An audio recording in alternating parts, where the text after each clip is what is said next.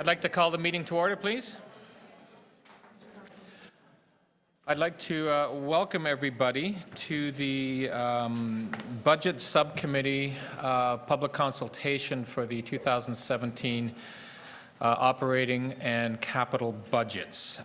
Today is an opportunity for the public to come before a subcommittee of the entire committee. We have broken the budget committee up into two subcommittees to be able to reach out to different parts of the city.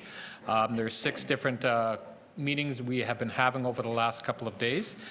This will be the last day of public deputations.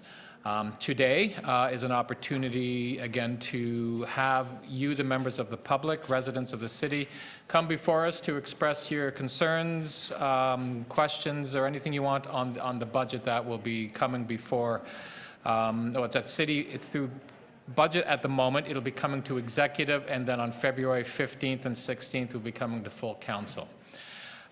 We have approximately for the day session, 89 people who are registered to speak before us. Our hopes is to get through all 89 people by 5 p.m. We'll have to take a break, and then there will be a 6 p.m. session. We have another list. I'll just run through the specifics of what to expect when you come up. As I said, there are 4 councillors, Councillor Layton, Councillor Burnside, Councillor Carroll, and myself, who are the Budget Subcommittee. There may be other city councillors who may be coming in and out during the day. You'll have an opportunity to speak for 5 minutes. If you haven't spoken before any committee at council before, just to let you know, there are 2 clocks, or there's 1 clock here that you can look at to get to 5 minutes. In the event that you get very close to 5 minutes and you haven't finished your remarks, I'll give you a little nudge or a nod to kind of wrap up. With the amount of people here today, I'm going to be very, very tight on the time. If you go beyond 15 minutes and 15 seconds, unfortunately, I'm going to have to cut you off. It's nothing to do with what you're saying. It's the fact that we have to get through so many people. So I'm hoping that everybody has prepared their speaking notes or their whatever they want to say to us in the 5-minute period. There will be an opportunity for councillors to ask you questions specifically on your deputation afterwards, and they will of course raise their hands and indicate that they want to ask questions afterwards, and then that'll be the end of the deputation. So that's the process that'll be taking place. We will be, I believe, breaking at 12:30 for an hour for lunch. And on that, again, the purpose of today really is to listen to you, the public, on the budget. As part of process, this is one of the most important processes, and I'll speak on behalf of my colleagues, to be able to listen to the residents of the city. So this is, from my perspective, your opportunity. Your voice is incredibly important in the process, and this is your opportunity to speak to us. So on that, I do have to ask, are there any conflicts of interest under the Municipal Conflict of Interest Act? Seeing none, we will begin with the speakers. What I'll do is I will run down the 3 or 4 people at a time, so you'll have an opportunity to know when you're coming up if you haven't seen the. And there's a speakers list, a green list, by the way, and you'll be able to get a sense of where you're at. If you're near the end of the, just to get you know on timing, if you're near the end of the list, there's a good chance you probably won't be speaking till later on this afternoon. So if you want to gauge your time on whether or not you want to be in the room or not, you can do that. But the hope is to get through all of them by the end of today. In the event that we can't get to them by about 5 o'clock, the people who are still left over will have an opportunity to come back and to continue on the night session, which begins at 6 o'clock. So it could be a long day for some of you, but we'll just have to be patient. There's an overflow room in committee room 2. Oh, there's also an overflow room in committee room 2 if there's not space in here, and people will be able to direct you to do that. Committee room 2 is just over here on to my left. And it's transmitting this meeting. And it's also transmitting this meeting. On that, let's get right to why we're here. That's to listen to you, the public. The first speaker is Mauro Rataka. As I understand, Mauro is coming with a colleague. After that will be Susan Crocker, Adam Yan, and Valerie Miles. Again, welcome. You are the first speaker at the City Hall deputations. You will have 5 minutes, and again, as I said, the clock is just up to my right. Thank you. My name is Tim Sirianos. I'm actually the President-elect of the Toronto Real Estate Board. Thank you for the opportunity today. We are here today for one simple message. City Council should be trying to make homeownership more attainable, not less. The last thing that Torontonians want to see is for the City Council to put up another obstacle to their dream of homeownership. Unfortunately, if the City adopts the land transfer tax proposals currently being considered, that is exactly what you will be doing. Specifically, the land transfer tax changes being proposed would add an additional 0.5% of tax on all buyers, including first-time buyers, and would increase the tax by almost $4,000 for some first-time buyers. For repeat home purchasing, an average-priced home, these changes would mean a 7% increase of $750 on top of the $11,000 that they already pay to the city. For first-time buyers, it would mean a 6.5% increase of $475, or at best, the status quo. We have to emphasize that first-time buyers deserve more help, not less, and the status quo is simply not good enough. The provincial government recognized this recently by doubling their rebate for first-time buyers. That helps with the $12,000 in LTT that home buyers pay to the province on an average-priced home. Unfortunately, under the proposals before you today, Toronto first-time home buyers could be going backwards or standing still, while first-time home buyers in the rest of the province are going forward. And to add insult to injury, the current proposals will eliminate the first-time buyer rebate completely for those purchasing a home above a certain threshold, possibly $700,000, which is well below the current average price of a home in Toronto. Under that scenario, a first-time home buyer purchasing a home below the current average price would see an unprecedented $3,725 increase in addition to the $750 increase also being proposed, which would mean a $4,475 increase, or 75%, for the first-time buyer purchasing a below-average price home. Today, we are releasing the results of a survey conducted by Ipsos Public Affairs that shows 59% of Torontonians oppose LTT increases in the 2017 budget, 67% of Torontonians support increasing the first-time buyer rebate, 58% of Torontonians oppose the proposed 0.5% LTT increase on home value from $250,000 to $400,000. I'd like to close by reiterating that we hope City Council will be focused on making home ownership more attainable, not less. Torontonians don't want another obstacle to achieve their dream of home ownership. Thank you. Thank you very much. Other questions? Councillor Layton. Thank you very much. I don't mean to put you on the spot, and I know that sometimes this comes across as a bit of a question that could be a bit of an attack, but I don't want you to feel that way, because I'm actually sincerely asking if it's not changes to the land transfer tax. Obviously, you understand we'd like to continue to make this place a good place to live in the city of Toronto, that is, and a good place for that people want to live and buy homes, which will keep, I suspect, keep you in business for the foreseeable. Are there revenue tools that you think are more appropriate for use in order to make up this difference? Any revenue tool under the sun? Well, you can answer, I can answer. Sure. Thanks, Councillor Layton. I mean, that's obviously, the million-dollar question. People think, well, it's got to come from somewhere. The Toronto Real Estate Board, our feeling is that's obviously the reason why, we elect our councillors, because we do have faith that councillors will make the tough choices and make some decisions, right? Our job, we think, is to give perspective to the issues and point out where we see problems. Right now, I can tell you that the land transfer tax, when people say, why not the land transfer tax? Well, let's remember, though, since 2008, the city's collected more than double what you projected in the land transfer tax, over $600 million. You expected less than 300. And in the budget documents, you expected an extra $100 million over the next year. So you actually have already gone to the land transfer tax as a revenue source for additional revenues. And so to actually increase the tax rate and worse yet, go after first-time home buyers, we think is sort of overkill on this particular issue. And so that's sort of the way we view. That's a very fair answer. That is why we have been elected. Often, though, we need a little help from the civil society and including professional organizations to gain the traction and support both amongst councillors, in the media, and amongst the public. So if this was something that you'd like to get involved with, I would encourage your organization to do that, because I know you've done good advocacy on things like our home energy loan program, something I worked hard on, and that with your support and the support of other organizations like environmental groups, trade labor unions, we were able to make a difference, and we actually got, under the last term of council, one that wasn't used to opening up purse strings. We got them to spend $20 million on home energy retrofits. That was, I think, something that we accomplished. I believe we accomplished because we built a really big tent of support around an idea.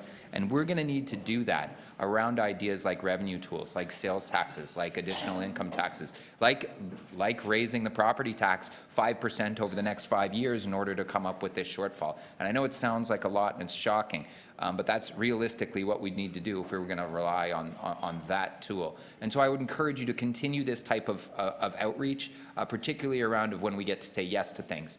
And because I appreciate that this is a concern of yours. We've met before and discussed this about how to make housing more affordable. But we will need to make up that difference. And the more help you can give in finding that solution, I think the better off we'll be in the long term.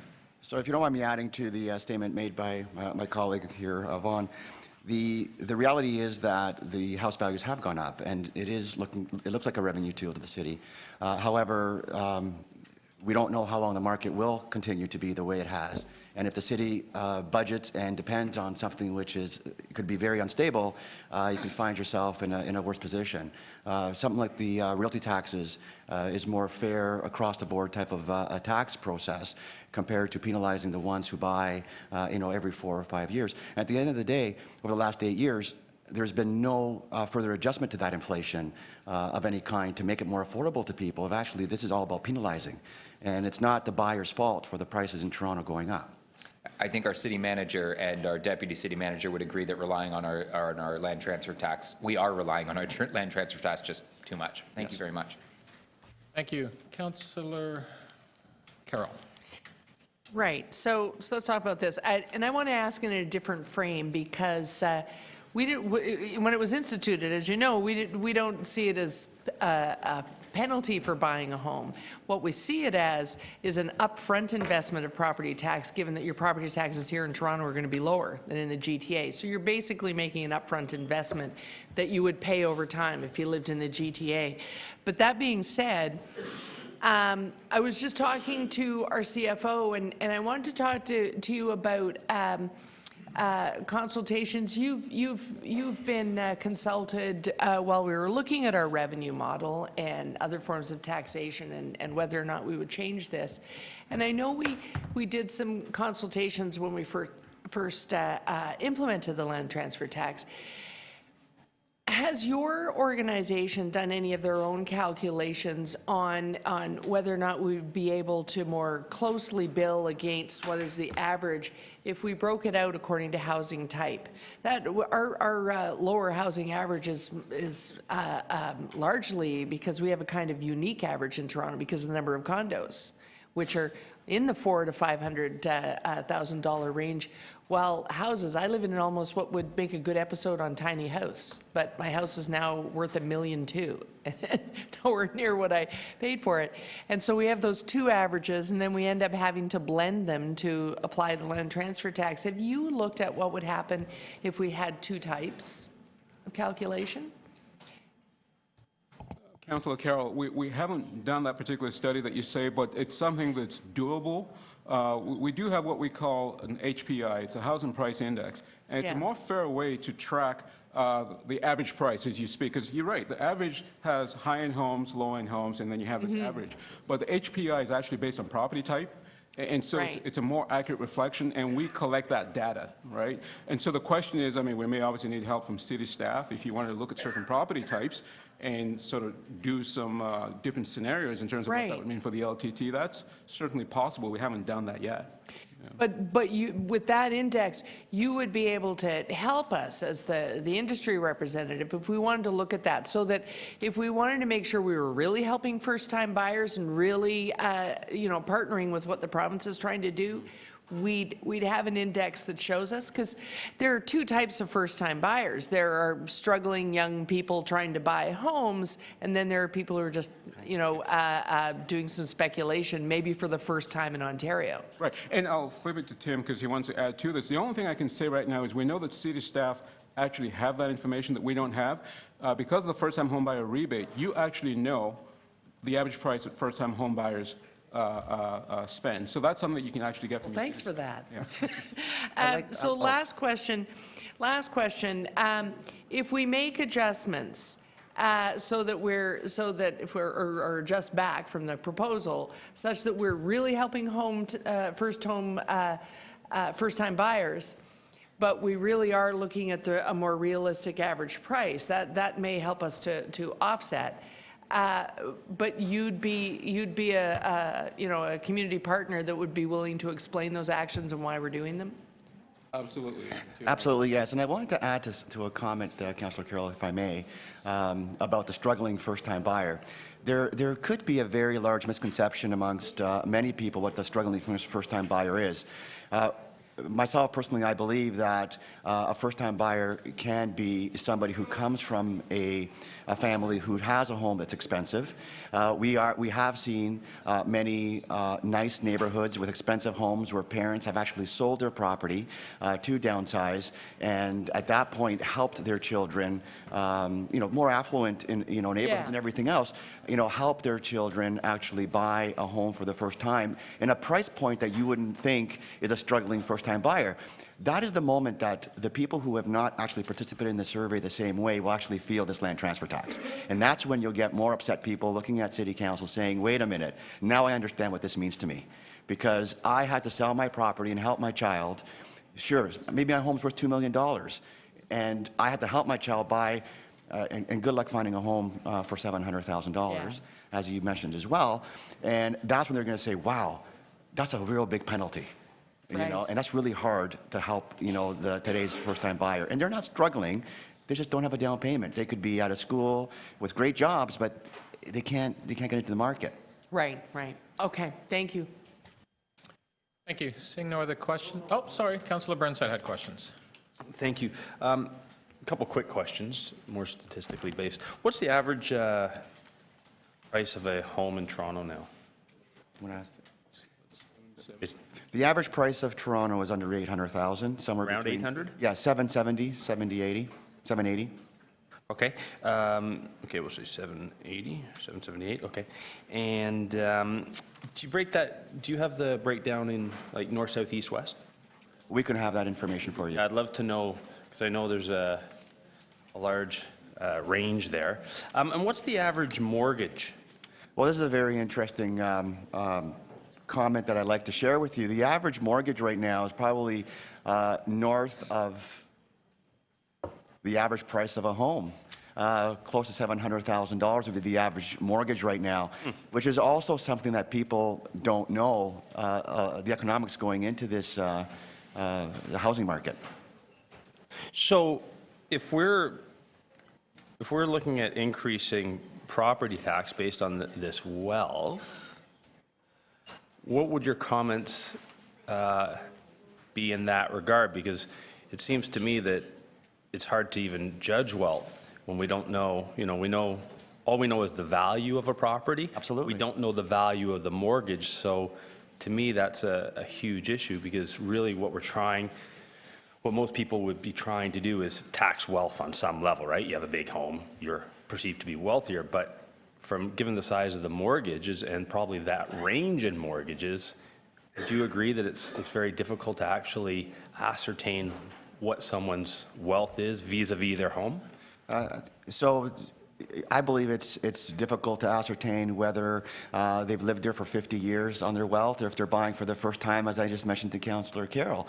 It's very, very difficult for the city or for the Toronto Real Estate Board to really ascertain wealth. There are many homeowners who are older, who've been in their home for 40 years, and we may say are not of the wealthy but their homes have gone up in value.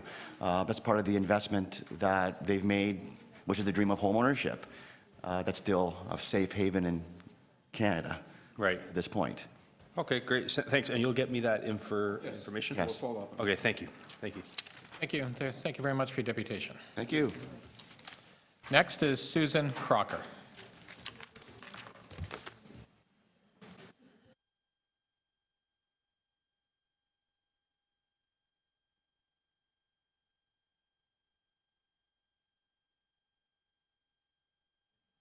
Susan Crocker and guest. But you still have 5 minutes. And we're on? You're on. Very good.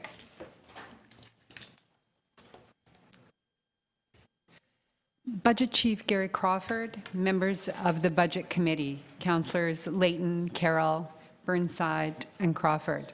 It's a pleasure to be here this morning, and thank you for creating this opportunity for Torontonians to talk about the issues that matter to them. My name is Susan Crocker. As you know, I am the volunteer chair of the board of the Toronto Arts Council. In fact, the green sheet says the foundation. I think that's been picked up from a previous year's file. I'm joined today by Claire Hopkinson, Director and CEO of the Art Council. I tend to operate at a high level, concerned with the governance and overall effectiveness of the council and its role as the city's arts granting agency. Claire makes things happen and really drives the vision on a day-to-day basis. Thank you, first of all, for your tremendous leadership of the arts in Toronto. We've come a very long way in the last 4 years, and you deserve kudos for implementing a strong arts agenda. Since 2003, City Council has voted again and again to increase its arts investment to $25 per capita. This commitment was based on the fact that at that time, Montreal's per capita funding of the arts was $25. The turning point occurred in 2013. After more than a decade of analysis and reports, combined with vibrant advocacy from Toronto's young artists, City Council made the commitment to a plan for increased investment to be rolled out between 2013 and 2017. That plan led directly to an increase in the Art Council's grants to $18 million this past year, and although this represents less than 0.2% of Toronto's operating budget, it is achieving significant impact.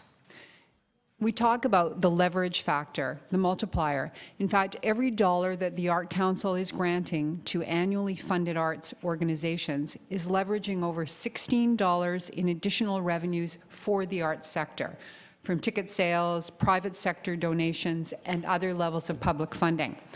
But beyond the specific impact within the arts sector, this investment is a real catalyst. It's creating opportunities for young people to find employment and develop their skills. It's engaging newcomers to participate in their community and feel welcome in Toronto. And it's attracting visitors and encouraging businesses and residents to make Toronto their home.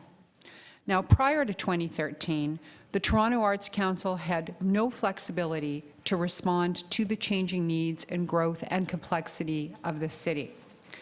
The new funding has allowed us to become a different type of organization, one that a city like Toronto deserves, where we can be flexible, innovative, and introduce programs that respond to what we're hearing from citizens, from artists, from arts organizations. Those are programs that increase accessibility and inclusion for artists and audiences. As an example, last month we were extremely proud to announce a newcomer and refugee artists program. This is going to offer support and mentorship to artists arriving in Toronto from around the world. It's been incredibly well received, and we think it will have a widespread impact as it rolls out. And in 2015, we launched our first Indigenous arts program, providing targeted support to over 40 Indigenous artists and organizations to date. Many councillors, as another example of the type of innovation we're undertaking, were able to join us at Arts in the Park, which was launched this past summer in partnership with City of Toronto Parks and with additional support from the Mayor's Evening for the Arts. This initiative brought 200 arts performances of all ranges to parks in every area of the city, to the great delight of thousands of Torontonians. Our vision is that this type of event and programming could become part of what Toronto is and what people come here to experience.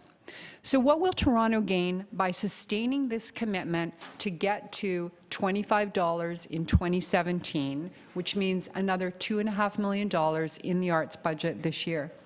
Well, the benefits of innovation and inspiration that artists bring to Toronto, they will continue to step up and are attracting positive attention to our city. The satisfaction of keeping a commitment that's understood on all sides of council to be important to the growth of the city, the livability, and the reputation of our city, and the opportunity to have these funds matched by new federal funding. The increases to the Canada Council flow in response to funding received at the local and regional levels by artists and arts organizations. The $25 per capita target that we talk about even today is now, to be honest, backward-looking. You'll have to just finish up, Susan. Okay, I'm sorry. After 5. Since we made that, council made that commitment in 2003, Montreal and other cities have moved up. In fact, we believe Montreal is now at $70. So right now, the focus is sustaining the commitment, but then we hope to move the conversation to the real level that will matter and should be part of a long-term plan and vision for the City of Toronto. Thank you very much. Thank you. Questions? Councillor Doucette, then Cressy. Thank you very much. You talked about matching funds from other levels of government. Are you leaving money on the table because the city isn't giving you money to match? Or do they say, well, if a city's done this, we will do that? Yeah, do you want to take that, Claire? Typically, the city is the first funder in. So if there's a new organization or an emerging artist, it's the Toronto Arts Council which knows about that quality of work. Their size of organization, their scale of organization is what enables them to make an application to the Canada Council and the province. So because the funding at the municipal level has been relatively small compared to other cities, the matching component from the Canada Council has been significantly less. So in other words, our funding in Ontario or in Toronto is equal to the funding given to Montreal, despite we are a significantly larger population of artists. We are the largest community of artists in the country. So you can see that there may be other reasons for that, but the investment is a significant factor to not attracting larger sums of money from the federal government. So if you had more money, you could get more matching funds? Absolutely. Perfect. Where are we at right now? I know we're not at the $25, that's 2017, but where are we at right now? We are at, I'm just checking. Yeah, I was going to say $23.75, but it's just over $24 now. Just over 24, okay. And I know we do this every year, we give you $1, it brings in, you've said $16. How's this comparing to, say, last year? I can't remember what the dollar figure was last year. I think it was less than that, wasn't it? Well, a couple of years ago, which is when we've done our latest comparison, it was $14.25. So it is that new investment which has indeed bumped us up to 16. Right. Okay. Thank you very much, and thank you for coming today. Thank you. Councillor Cressy. Well, thank you, Susan and Claire, for being here. So just a couple questions to really drill down to make sure I understand. So the $25 per capita target, in what year was that established? That was established, if you don't mind. Yeah, go ahead. In 2003. In 2003. And when was it intended to be met by? In what year were we intended to have reached that, what was referred to as backward-looking target in today's context?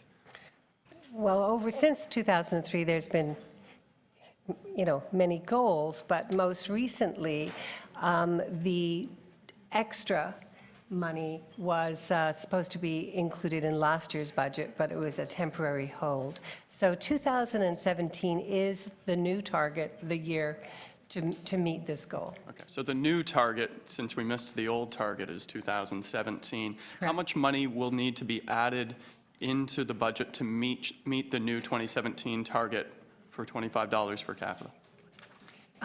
Yes, that's the $2.5 million. $2.5 million will be needed to meet the 2017 $25, okay, Yes. target, 2.5 million. Are you planning to propose a new target once we meet this 2003 target? You mentioned Montreal's at 70. Is there an intention to propose that new target to reflect the nature of Toronto today? The Toronto Arts Council engaged in a very broad visioning exercise over the last couple of years and really engaged artists and arts organizations from across the community in that discussion of both needs and opportunity and what impact could be achieved if we were able to sort of move up that funding envelope. And that's being discussed with councillors at the day at the city and so forth. So we believe that we continue to use that mechanism of dollars per capita and believe that a number closer to 50 is more appropriate, but in part because that then translates into a dollar amount that starts to feel more appropriate for a city as large, growing as quickly, and as complex as Toronto. And you'll all be aware that our commitment is to this whole notion of Creative Toronto at the community level. We're funding all levels of artists and art organizations and trying to ensure accessibility and reach from community to community to community. Okay, so just a final question to make sure I understand this. For this 2017 budget process, the request is for an extra $2.5 million to meet that target of $25 per capita, and next year we will be looking at an enhanced target. Is that correct? Correct. Okay, wonderful. Thank you very much. Thank you for being here.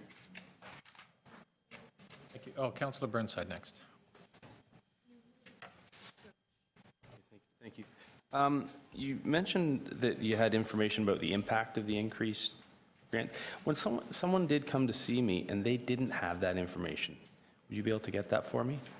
It's very difficult to sort of say, okay, go from 25 to 35 without understanding what that, I mean, I know what that costs, but I don't know what that impact is, even in a general sense.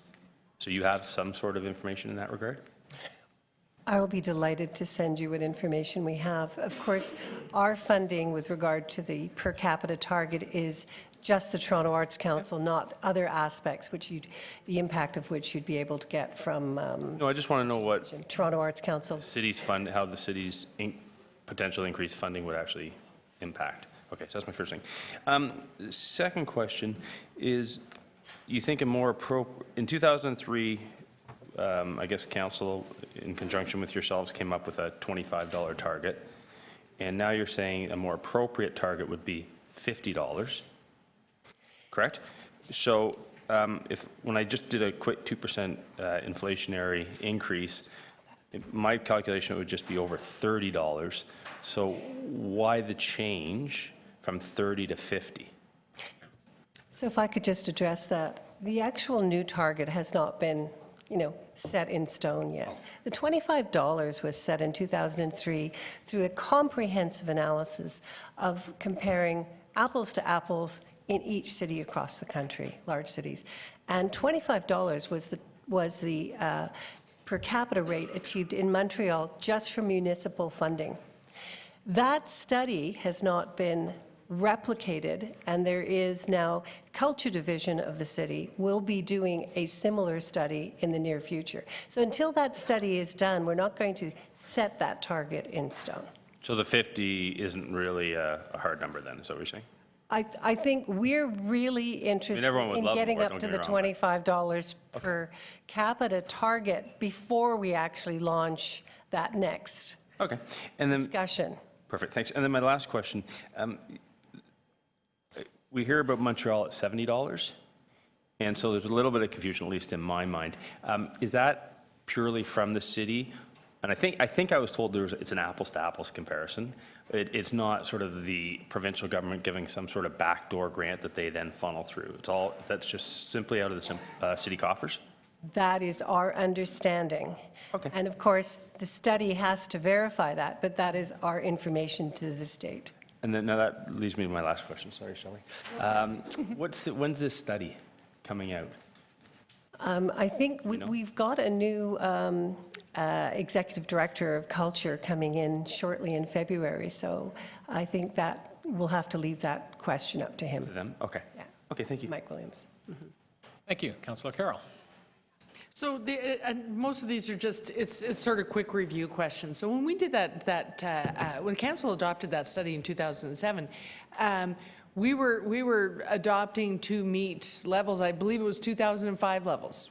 We knew what the per capita amount was in 2005. So even then, we were trying to reach a bar that municipalities were already going past. That's correct. But, so we were setting our sights low, and we have not met those sights, is the scenario. And I wanted to go back to Susan's deputation in showcasing the Indigenous Arts Program and the Arts in the Park program. The purpose of getting to more money per capita is not that each of the current usual suspects gets more money, that it in fact broadens what you serve and what you can deliver. That's the purpose of showcasing those today. Yes. Exactly. So in getting to per capita, what we're trying to do is get to the point where councillors come back and say, I saw they did this in Vancouver and they do that in New York City. It's not that we want to make a few theater companies rich. It's that some of those extra things that we see happening would be happening through our own arts program. Exactly. Okay, thank you. Those are my questions. Thank you. A couple of questions myself. So I understand the goal of getting to $25 per capita. And you mentioned it's $2.5 million. We get to $25 per capita with another $2.5 million. Have you given any thought to how that money is supposed to be allocated? Again, when we look at, yes, we're going to raise the funding, and that's wonderful, but then we have to figure out who gets that piece of the pie. Have you given any thought to how we allocate that money? I'll answer that question. We have colleagues from across the sector here today, and I know that they have pressures as well from the majors and local arts service organizations. So I really cannot speak to their needs, and I know that they are very adept at speaking to those needs. Also, there are needs at the Culture Division itself in City Hall and projects like Nuit Blanche. However, the Toronto Arts Council has long put forward a proposition that we should be at $20 million by 2017.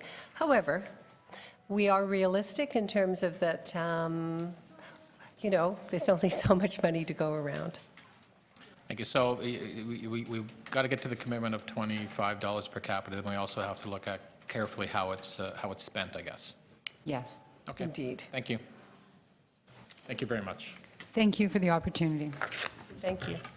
I've had a request from one of the deputants who is managing some health issues, if he could be brought up closer on the list. And if, with the indulgence of the committee member, if that is okay, we can do that. His name is Ali Abdurrahman. Ali, you here? Yeah, come on up. We'll actually move you up, and if you can speak now.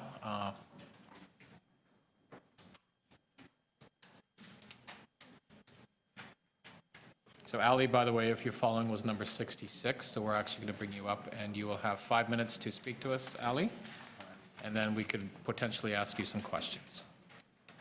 Just press the little button there that'll turn on the light, and you're ready to go. Thank you very much. In the past 20 years, the world is changing, as well as we are physically, socially, psychologically devastated. Toronto is growing fast, yet the services and its providers are left behind as the protectionist.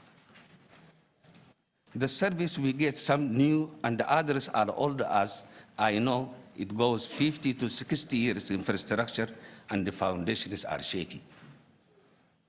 Toronto Transit Commission is one of those services lagging behind. They never satisfied with the money and we hear them every year in deficit.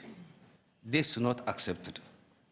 On the other hand, the TTC, the most funded entity in the Greater Toronto Area, there are many essential services city need, but we ignore them and give more money to TTC.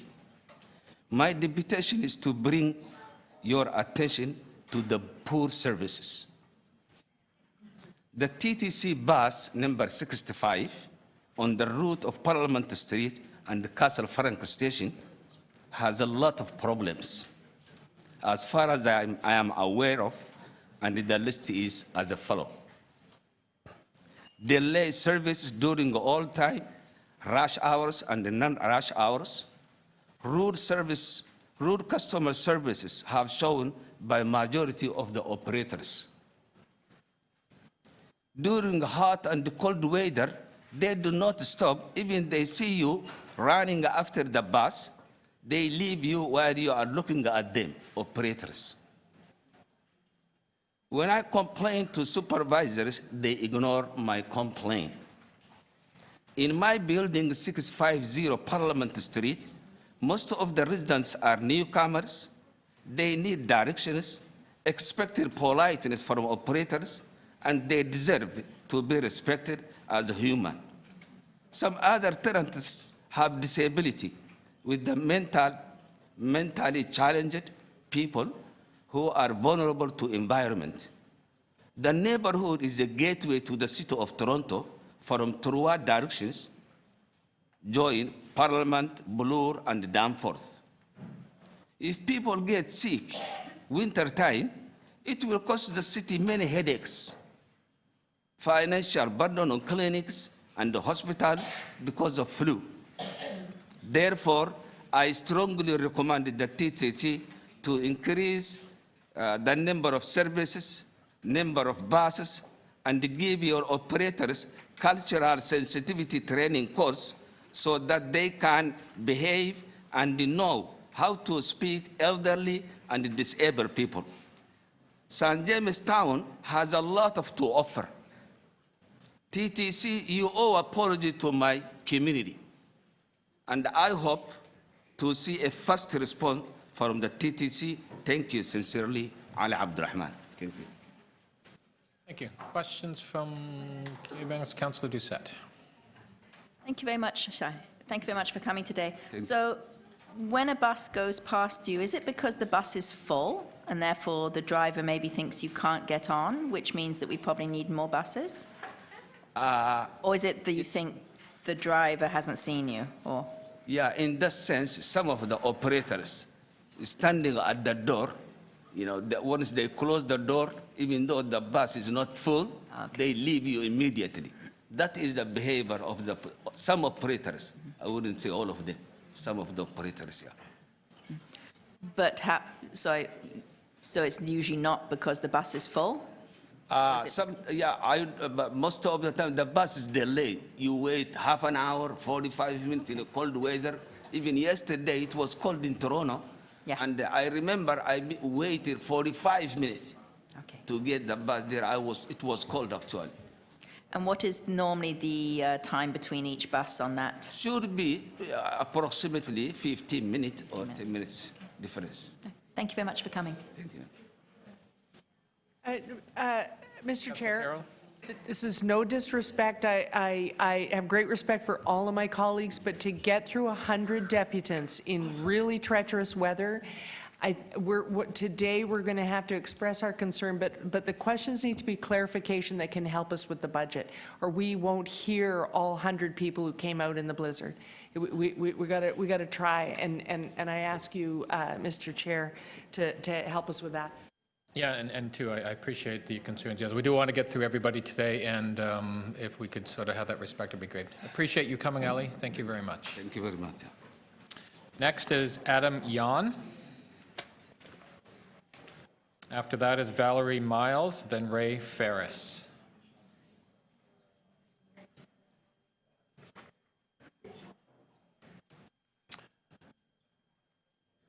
Welcome, Adam, and guest, of course. You will have, is this Adam and Valerie, by the way? Mr. Chair. Matthew and Valerie. Matthew and Valerie. Adam was unable to join us this Oh, okay. So Matthew, Thornton. yeah, okay. So that's number 3 and 4. Okay. Now, are you speaking together or separately? Group. Together. As one? Yep. Okay, so I'll time you for 5 minutes. Great, thank you. Thank you. Good morning, Mr. Chair and fellow councillors. My name is Valerie Miles. I sit as a director on the OREA Board of Directors, and I chair the Ontario Government Relations Committee. Joining me today is Matthew Thornton. He is our Director of Government Relations. OREA is a provincial association for over 67,000 real estate brokers and salespeople who are members of Ontario's 39 real estate boards, including the 47,000 realtors with the Toronto Real Estate Board. We are presenting to you on behalf of the thousands of young families in our city struggling to fund a proposal to impose local rebates, and home is more difficult now than it was in their parents' generation, and 84% feel that owning a home will be even more difficult for the next generation. We should be instilling hope in future generations by making our city more affordable, not creating barriers to getting out of their parents' basement. Toronto is at a turning point when it comes to housing. The city is at risk of becoming increasingly unaffordable for future generations. City Council has the tools at its disposal to make this problem worse, or make it better. Not increasing the city LTT would be a good first step. The next step should be to follow the province's lead by increasing the first-time home buyer land transfer tax rebate and providing millennials looking to live in our city with some much-needed relief. As part of Mayor John Tory's speech to the Toronto Board of Trade last November, he stated, "I have no intention of telling an entire generation of young people that they just can't afford to live in Toronto." Ontario Realtors agree, and as civic leaders, you have an opportunity to make life more affordable where it matters most, a home. Thank you, and we would be happy to take any questions. Questions? Councillor Carroll.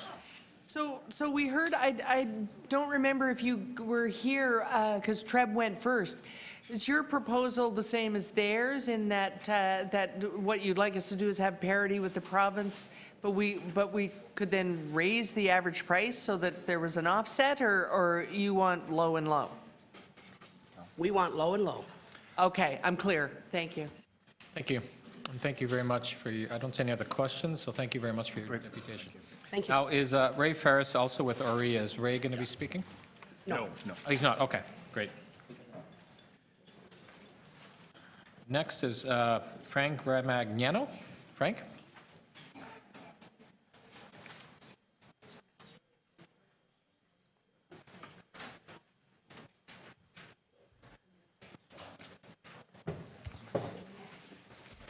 Welcome, and you have 5 minutes.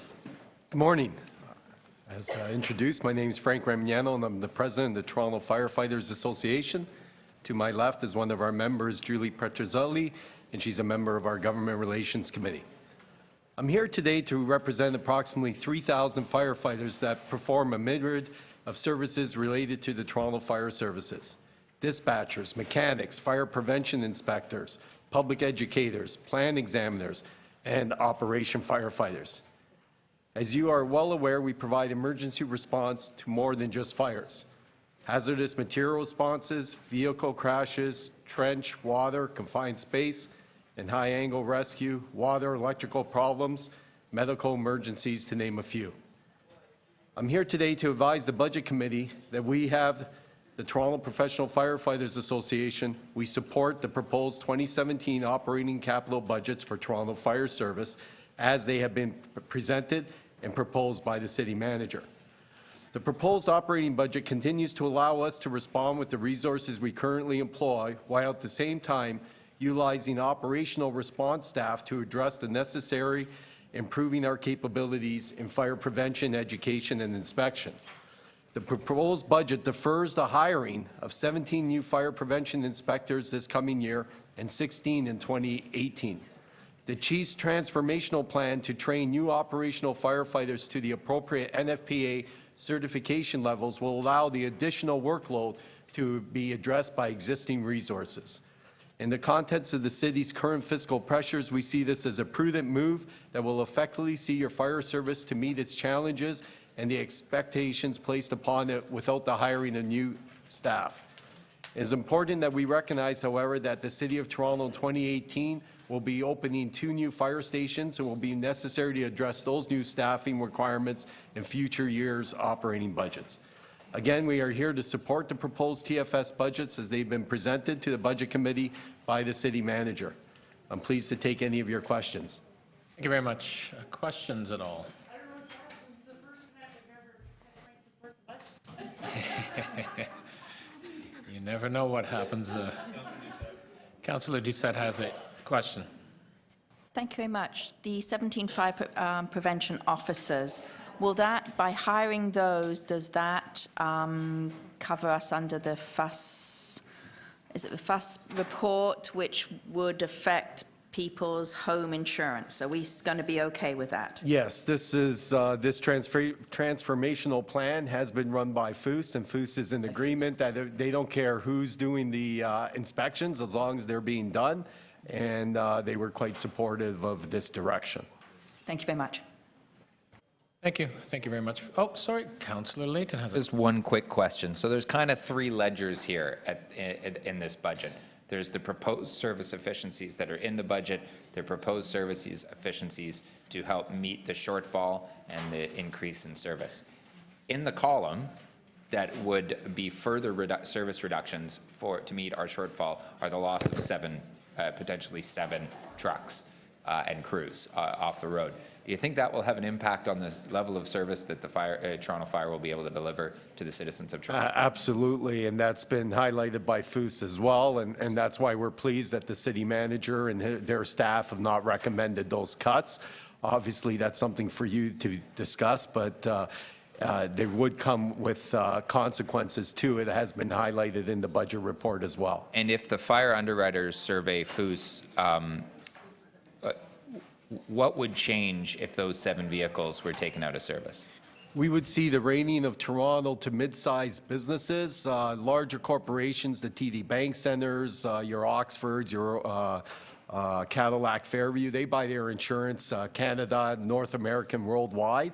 But the small businesses in Toronto would see about a 10 to a 15% increase in insurance premiums. And I know that you're probably not an insurance expert, maybe you are, but do we have a number for that, of what that would cost small and medium-sized businesses in the city of Toronto? When we looked at it a year ago, it was between $15 to $20 million.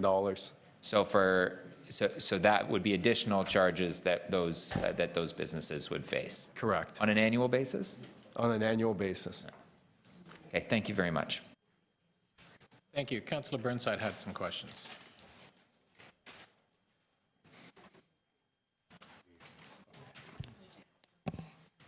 Thank you, Councillor.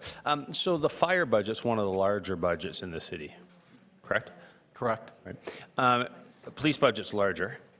And Correct. of course, we've had the transformational task force look at ways that the police can do business differently to save money. Do you see any, I don't need to know details, but do you see or do you have ideas of potential ways that the fire department can make changes to also save money or flatline their budget? Well, I think the transformational change in using existing resources to carry out some of the prevention and public education work is definitely heading into the right direction. We've had cuts previous to our budgets, and a few years ago we lost a quarter of our training staff. We've lost vehicles for crews were permanently taken out of service. I don't think there's any room in that area, but definitely are we willing to discuss transformational plan or discuss with the mayor taking a look at it? Absolutely. Different historically, and this is not to criticize any service and definitely not criticize my brothers and sisters in police services, is we've come from local government, whereas EMS and both police have come from metro governments. And historically, I don't have to dictate to councillors. I think they'll realize that there was a different view at budgets between regional and local councillors. We've been flatlined for many years. There's been no growth in Toronto Fire Service prior to amalgamation. In fact, we've have less firefighters on duty today than we did prior to amalgamation. But are we willing to have those discussions? I am, because quite frankly, I'm confident that, if anything, we need additional resources. It's really hard for a union leader to say. I sometimes feel sorry for our management team, because they're doing the best they can, and when you compare them to other divisions, I don't believe they have the resources necessary that they should have. Right. I just know that and I think you guys are still without a contract, correct? We're 2 years without, 3 years now without the collective agreement. But if you were to usually you go lockstep with the police. If your increases were lockstep with the police, your budget actually would have been up, I think, by 3.2% last year. But irrespective of that, all I'm asking is ultimately, are you looking at what other jurisdictions may be doing to become more efficient? Because I know the old model is essentially having a fire hall. It's geographic, right? You have a fire hall in a number of locations. And of course, one of the things that they're looking at is more of a something a little more dynamic, mobile units and stuff like that. If, you know, if the technology's there, we haven't seen it in any large scale be successful, but we're willing to look at anything just the way we were willing to look at this.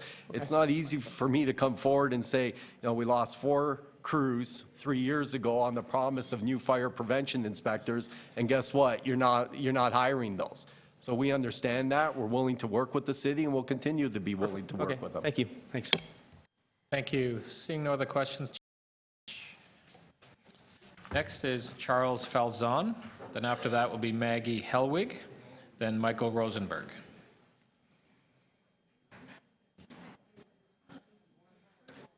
Charles and another guest. Looks familiar. A guest you're familiar with. Should we go? It's all yours. Thank you very much. Thank you, Budget Chief Gary Crawford, councillors, and members of the Budget Committee. Thank you for taking the time to hear from me today. And as you just mentioned, I'm joined by Claire Hopkinson, who you've met already. I am Charles Falzon. I'm the Dean of FCAD, the Faculty of Communication and Design at Ryerson University. And this is the first time I've appeared before this committee. Probably not surprising because Ryerson doesn't receive financial support from the City of Toronto. However, I'm also on the board of the Toronto Arts Council and someone who has dedicated his life to artistic expression and creative enterprise. I know that you are hearing from a number of people who are passionate about the value that the arts funding brings to our city. And I fully support their commitment and agree that their investment in the arts brings value to Toronto in the form of economic, community, and social benefits. Everyone wants to live, work, and play in a city that has vibrant arts programming. However, I would like to focus on arts funding from my unique perspective, both as Dean of FCAD and as a member of the TAC board.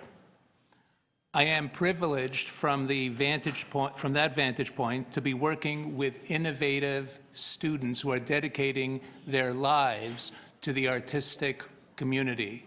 Their vocation is because they have a calling to be creators and contributors to society through their art. Whether it's in our schools of theater or film and so on, these are passionate people who are responding to that calling, and I see their enthusiasm every day. But I also see unprecedented levels of anxiety.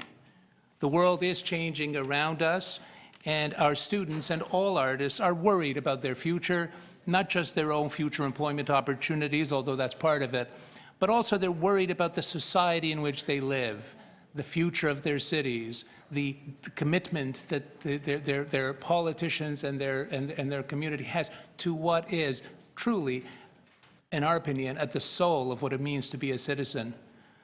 So, how can we make sure that Toronto is responsive to the new economy and make sure that our creative community is well prepared for it? Certainly, we have to offer support for that creative economy and establish Toronto as a center for innovation. Part of that is the work that I do at Ryerson. Part of it is mentorship, education, training, and so on.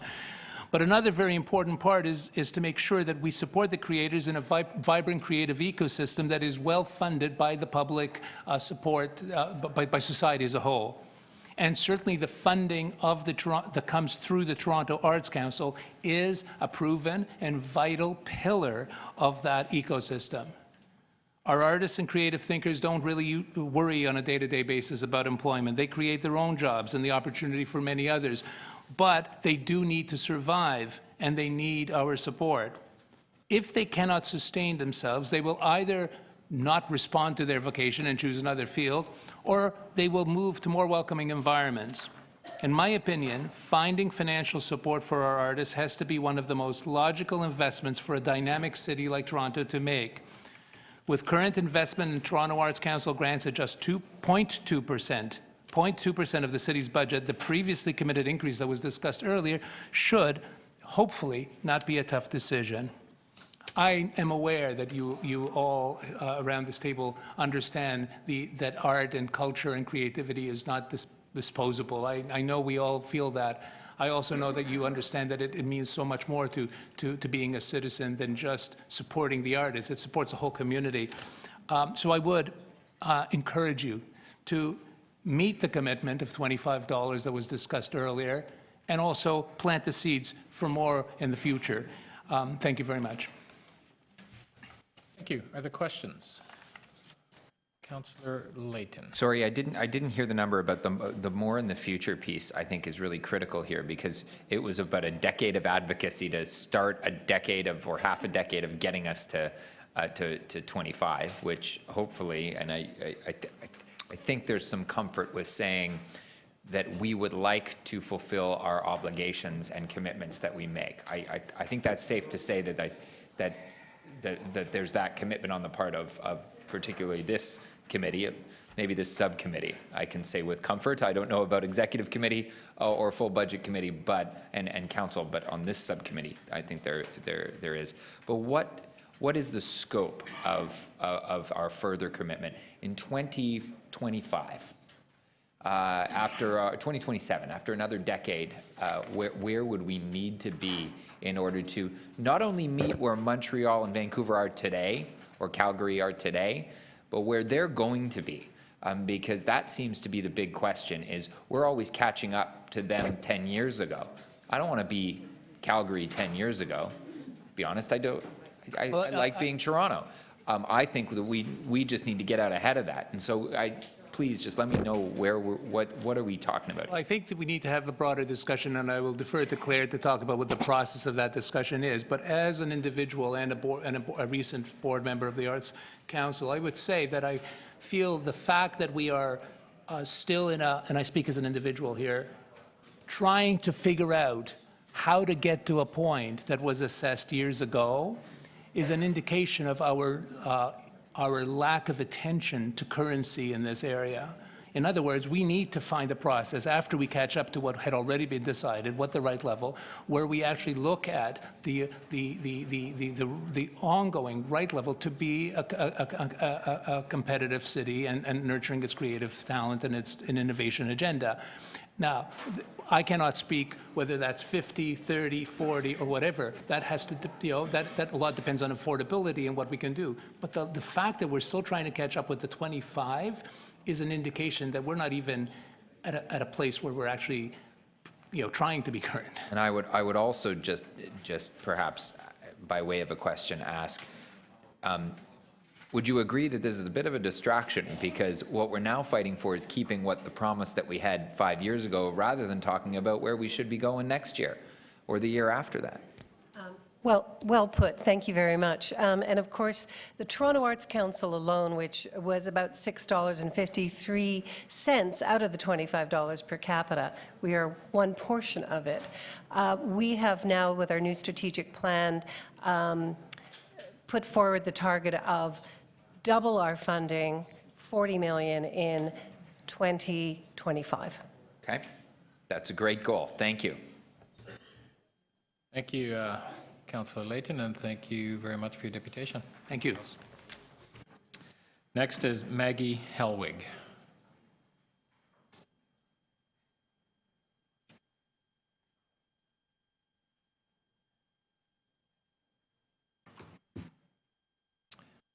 Welcome, Maggie. Before I begin, I'm here from the Anglican Diocese, and there are two other people on the list also from the Anglican Diocese. If the three of us speak together, would you be willing to give us more than 5 minutes for all three of us? It would make it more efficient, and it wouldn't take any, they're already on the list. I think that would be in order with my colleagues. Yes, if it would save a bit of time, absolutely. Okay.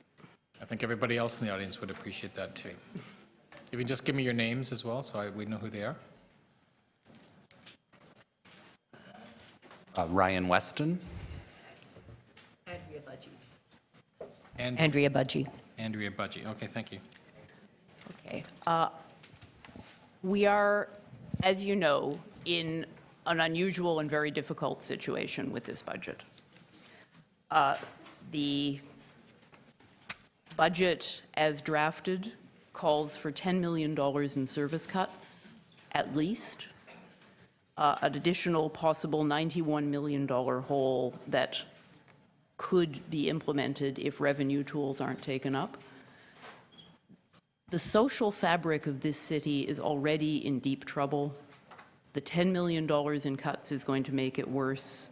The 76.8 million proposed in additional cuts would make it catastrophically worse. So we're here to urge you to do whatever you can to prevent these cuts, to try to move forward towards a city that is going to be better for everyone. Affordable housing is insufficient. It is in poor repair. We all know this. There is nothing in the budget talking about repairing it. The intention simply seems to be to run it into the ground until no one can live in it. The number of households on the waiting list for social housing is planned to remain at nearly 100 million. We are planning active 100,000, yes. Sorry, 100,000. We are planning, we are actively planning to leave at least 100,000 households waiting and waiting and waiting for social housing. Shelters are running over capacity pretty much every night. The warming centers are overcrowded. I sympathize with people who are trying to fulfill a dream of home ownership, but there are many, many people in this city, many thousands of people in this city who are trying to fulfill a dream of being indoors. And we have to start by looking at that. We're looking at cuts to staffing in shelter services. We're looking at cuts to the emergency cooling program. We're looking at no increase, obviously, the way the budget is drafted. We're looking at an increase in transit fares while spending a lot on a few big-ticket items, a single Scarborough stop. We are already the child poverty capital of Canada. 20 to 25% of children growing up in poverty, 20% of adults in poverty.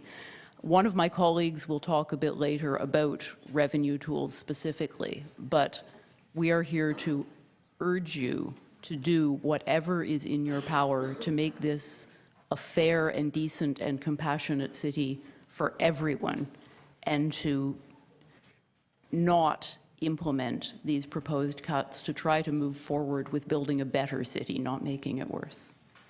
I'll hand over to Ryan at this point. We're particularly concerned, I think, with the emphasis on cuts, that there's a lack of investment in the city's poverty reduction strategy, a strategy that was endorsed unanimously by council, that had countless hours of staff time, of community agencies and people with lived experience consulting on it, only to see no tangible investment in it in the proposed budget. This includes no funding for the planned expansion of student nutrition programs, something that was already scheduled to come, but now looks like it may not happen. The lack of increase to available childcare subsidies. And if we compare it with the police budget as sort of the single largest item, we see that budget line has stayed high, and in fact, investing in poverty reduction would help to address some of the pressures on that police budget, because we know that policing tends to be concentrated in lower income neighborhoods. So if we are working to address some of the issues there, that we'll see some of that pressure relieved. Our friends at Social Planning Toronto suggest that poverty costs the city between $4.4 and $5.5 billion a year. So following up on the poverty reduction strategy, again, this council's strategy with serious investment and hard outcomes is really a pragmatic and humanitarian response to some of the pressures that Maggie talked about that people are experiencing in this city. Pass the paper down. We hear a great deal of resistance to talk about revenue tools in the form of taxation. And we see that there are options under discussion, and we've heard resistance to some of them already this morning. But really, there are so many options. There are the alcohol and tobacco taxes, the commercial parking tax, recalculations. I know nobody wants to hear this, but the reintroduction of the vehicle registration tax. Beyond that, though, Toronto's property taxes have been sustained at artificially low levels for a long time. My button says, "Tax me, end poverty." We have some more of those if anyone would like to share the message. On an absolute basis, that is, on the average amount per household, there are only 3 Southern Ontario municipalities that pay less than Toronto, and 21 that pay more. Our property taxes represent 3.3% of household income compared with a 3.7% average in the region. Now, to fix that would require a 24% increase, and nobody wants to do that. Councillor Layton mentioned 5% over 5 years. But to choose as the criterion for designing a budget an artificially low property tax increase, and then to design brutal cuts to programs around that end seems desperately short-sighted. And it really casts into question what sort of vision we have for this city, what kind of society we want to be. So rather than talking about, I hate to use the phrase, but taxpayer entitlement, we really need to be using the language of equity, of solidarity with the vulnerable, of responsibility for each other's well-being. And as speakers, community leaders, I hope Council can use that kind of language to invest in the future of all Toronto's citizens, because all our citizens are also all our sisters and brothers. We're looking at numbers a lot, but this is about people. So I would very much urge that the budget be viewed first and foremost from that lens. Thank you. Thank you. Questions, we'll start with committee members first. Councillor Carroll. Yes, good morning. No one's talked to us this morning yet about road tolls, but you're talking about taxing that we need to do right now. Road tolls we won't see for many, many years. The irony is, if we started right now, if we were to say that what we need to do is gradually phase in a property tax increase that would bring us closer to the average in other GTA municipalities, but it would have to begin to be imposed right away. But it would actually realize far more revenue than the road tolls are projected to do. If we were to propose that as an alternative, are there organizations that you're interacting with that would be vocal in helping support doing such a thing? Yes. Yes, absolutely. We would have a noise behind us if we said we had to do that. You would absolutely have that support. We can make as much noise as you want. As you can hear. Oh no, we're in this business 7 days a week. Thank you, Councillor Carroll. We'll go to Councillor Cressy, then Doucette. Thank you very much for coming and for bundling as a group on account of time. Listen, I just want to drill into a couple specific things you mentioned in the context of this budget. So we talked about a fair and compassionate city and maintaining some of the service levels we have now. You talked about the cooling centers, which I know is identified at $30,000 a year, though the Board of Health requested to increase that to $60,000. What is the recommendation you're coming here with as it relates to the cooling centers? In the budget, they are cut. What are you proposing? We would propose maintaining the cooling centers. I understand that they have been underutilized, so I think there's probably a need to examine where they were placed, how they were promoted. We don't want cooling centers sitting there with no one in them. There's no point in that. But if we can look at what are the reasons for the underutilization, because there is no question that people need a place where they can cool down. They need a place where they can access water. So we would certainly like to see the cooling centers maintained, but also like to see the program examined so that it is properly utilized. Okay. Okay. So that which is being cut, making sure that it stays and is improved upon at 30,000. One of the other items in terms of maintaining our service levels, you talked about our shelter system and being over capacity today. Yes. The budget as it's proposed talks about cutting $1 million from Shelter Support and Housing Administration by reducing 10 positions. Yes. Are you coming here with a recommendation on that point in particular, to not cut those positions? Absolutely, yes. If the system is already desperately under pressure, pulling staff out of a system which is frantically struggling to keep up is just going to, it's going to make things less efficient, harder to manage. Even if the number of beds isn't decreased by the cuts, the ability to manage the system is obviously going to be decreased. In fact, we need, as you know, a significant increase in shelter beds. We are seeing people are coming into the church and sleeping in the pews during the day because they've been walking around all night during extreme cold alerts because it's safer to walk around than lie down. And if you've ever spent time on the line with the referral center trying to find a bed for someone, you'll know what overcapacity means. That's right. Okay.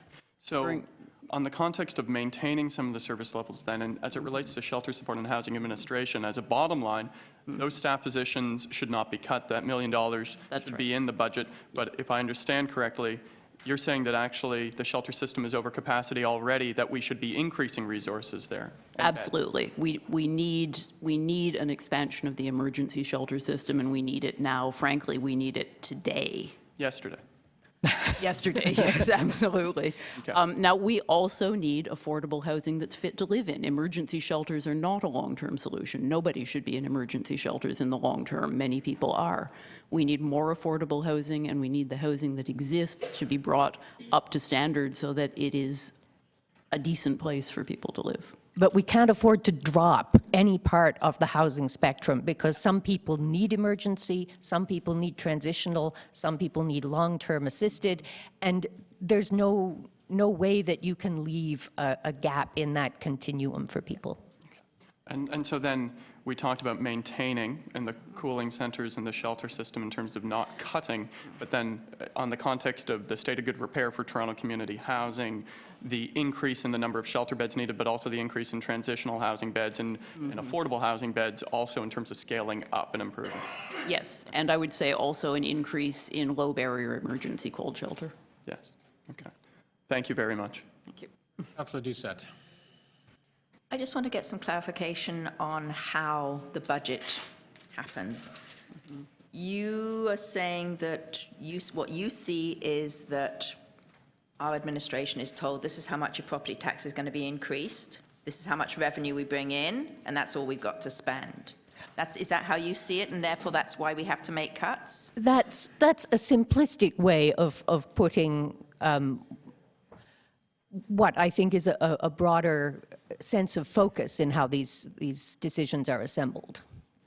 You would rather look at programs, I don't want to put words in your mouth, but I'm understanding that you'd rather we looked at programs, how much we needed, what our budget would be, and how we find those resources. Certainly in part, but I think part of what I would like to emphasize about the process is that it begin with the needs of the vulnerable, because those are the easiest to ignore. And yet, if those are cared for, the whole city becomes better, more livable, more of a community. We take better care of each other. We're more responsible for each other. And that, in purely financial terms, has dividends all the way up. So, I think it is part of the job of City Council, part of the job of the Mayor of the city, the job of our municipal government, to set that kind of vision, to help people see that kind of vision, not to see the city as a whole collection of interests pitted against each other, everybody fighting for their little bit of resources, but to see us as a community of mutual support and care. I believe that the people of Toronto will respond to that vision if it's put in front of them persuasively. Would you just quickly, would you agree that by putting funding to the vulnerable, so they're not sleeping out in the cold, they've got somewhere to go for warming centres, cooling centres, as Councillor Cressy said, we're giving them a step up, not necessarily a handout, which would allow them to then improve their lives and probably go to the next level and we wouldn't be having to fund anything? Well, we're never not going to have to fund things, but certainly giving people access to programs that will make their lives easier and better, and as you say, give them a step up, although the hierarchy worries me. I agree. Yeah. That will have budget implications all the way along. And probably in some ways that we can't even think about at the moment because we haven't tried it. The kind of vision that we all have of this city. Very last point, are you aware, with following off what Councillor Carroll was talking about, the road tolls, those won't be implemented till 2019, 2020, but the vehicle registration tax could be implemented for 2017 and could have brought us in nearly $100 million. Are you aware of that? What you can do as soon as possible. Thank you very much. Councillor Burnside, you had a question, I believe? Yeah, I did. Thank you. Just a quick question. You said to get Toronto to fix I guess the discrepancy in property tax, I think you're referring to, Toronto would have to raise the property tax by 25%. When you say, which number are you referring to? Are you referring to the amount of property tax paid as a percentage of GDP, or like what number are you referring to, basing that on? I don't have it in front of me, but I think that was in terms of parity with other Southern Ontario municipalities. No, I recognize that, but there are various ways to measure it, and I was just, if you don't have it, no problem, but I just... No, I don't have it on me, but the document I was quoting from was taking this in terms of absolute amount as well as percentage of household income, and it was those Yeah, I wasn't sure if it was percentage of household income. rather than GDP. Yeah. Okay, thank you. Thank you, and Therium, thank you very much for your deputations. Next, we have Michael Rosenberg, then Patricia Reed, then Catherine Gregor. Michael?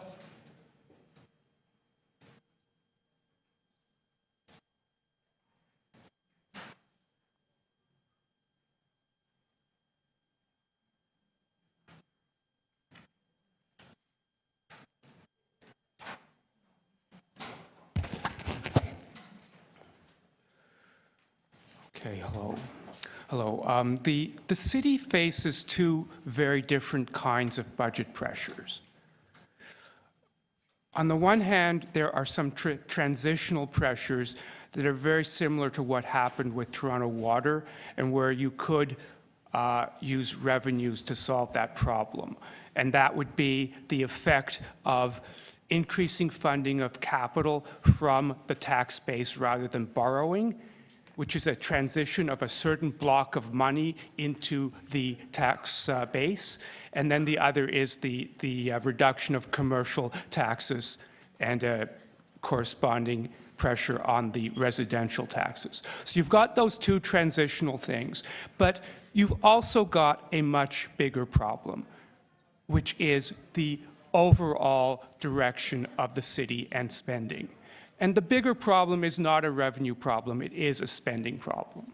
There's just an overall issue in terms of the city's spending as to whether we are spending the money in the best possible way.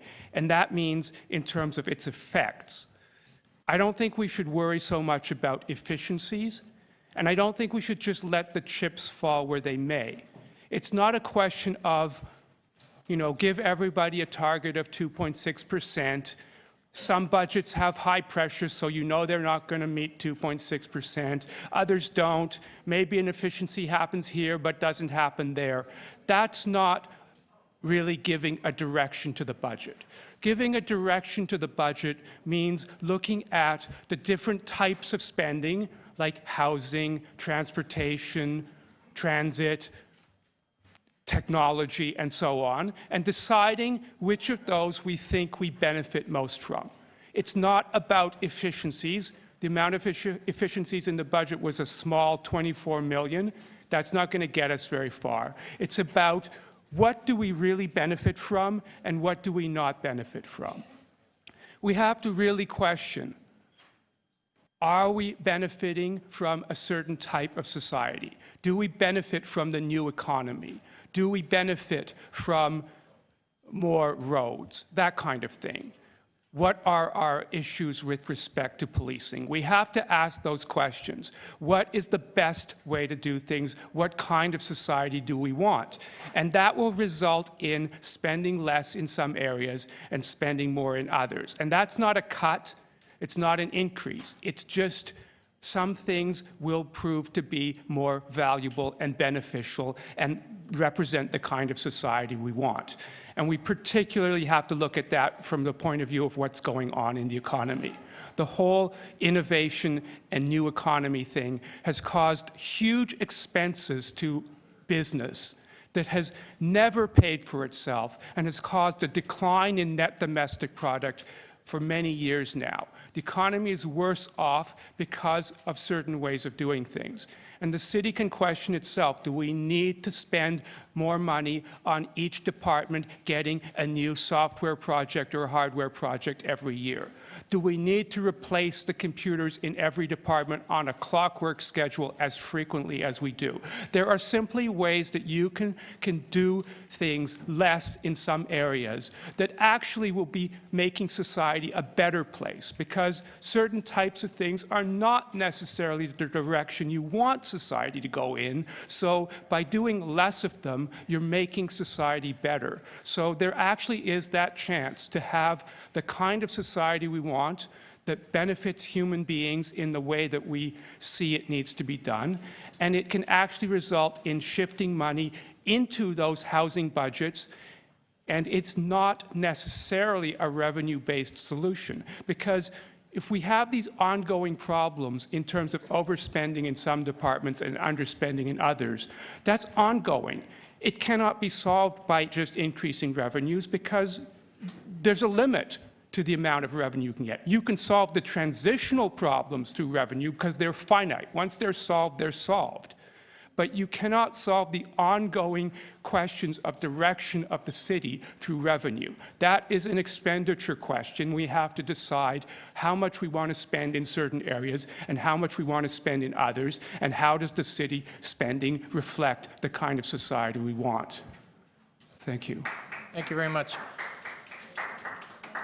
Other questions? We're good. Michael, thank you very much.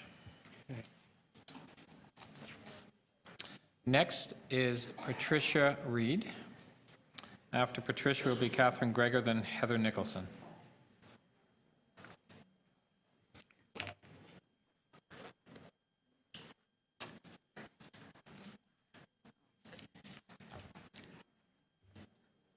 Good day. My name is Patricia Reed from Parkdale High Park.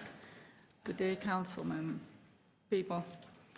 I looked at all the items on the table to be cut or not cut, and I felt it was like you gave the poor a slice of white bread. But for those who are better off, you gave them 9-grain slice of bread with a little jam and butter on it. But I'm not talking about that. I came to talk about the TDC, because I walked again. I don't have the TDC tickets. I need a $30 pass, monthly pass. Late in November, I've never been sick, but late in November I had internal bleeding. And the doctor said, oh, it must be aggressive cancer. And lucky me, it wasn't, but they're still looking for something. Many tests, many results, and some were very painful at Sunnybrook Hospital. I got through them. TDC costs too much. I used all my TDC tickets. I used my laundry money. I did my laundry weekly by hand, and that's pretty bad with sheets when you have to hang them up in your apartment. And I even used some of my food money.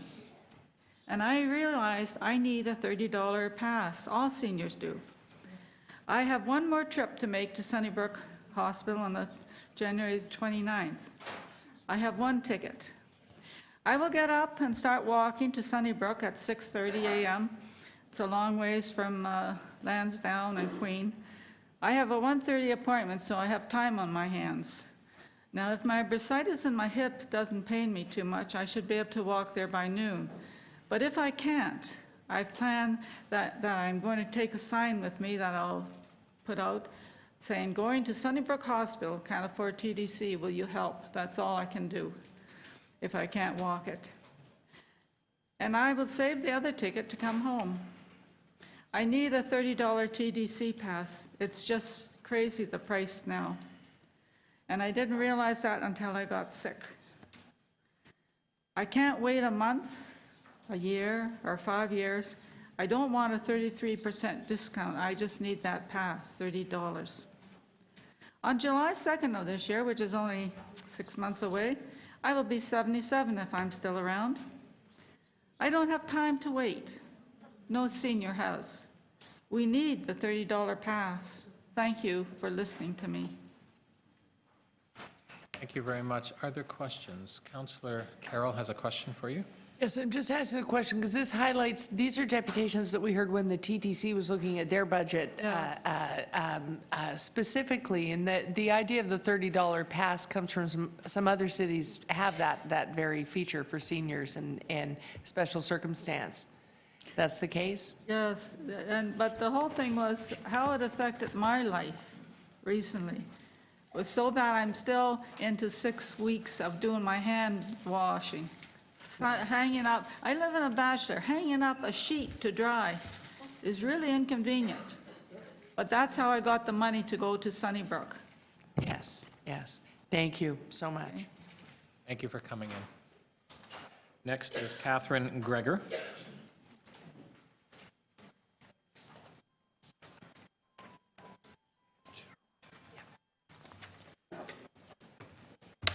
And guests.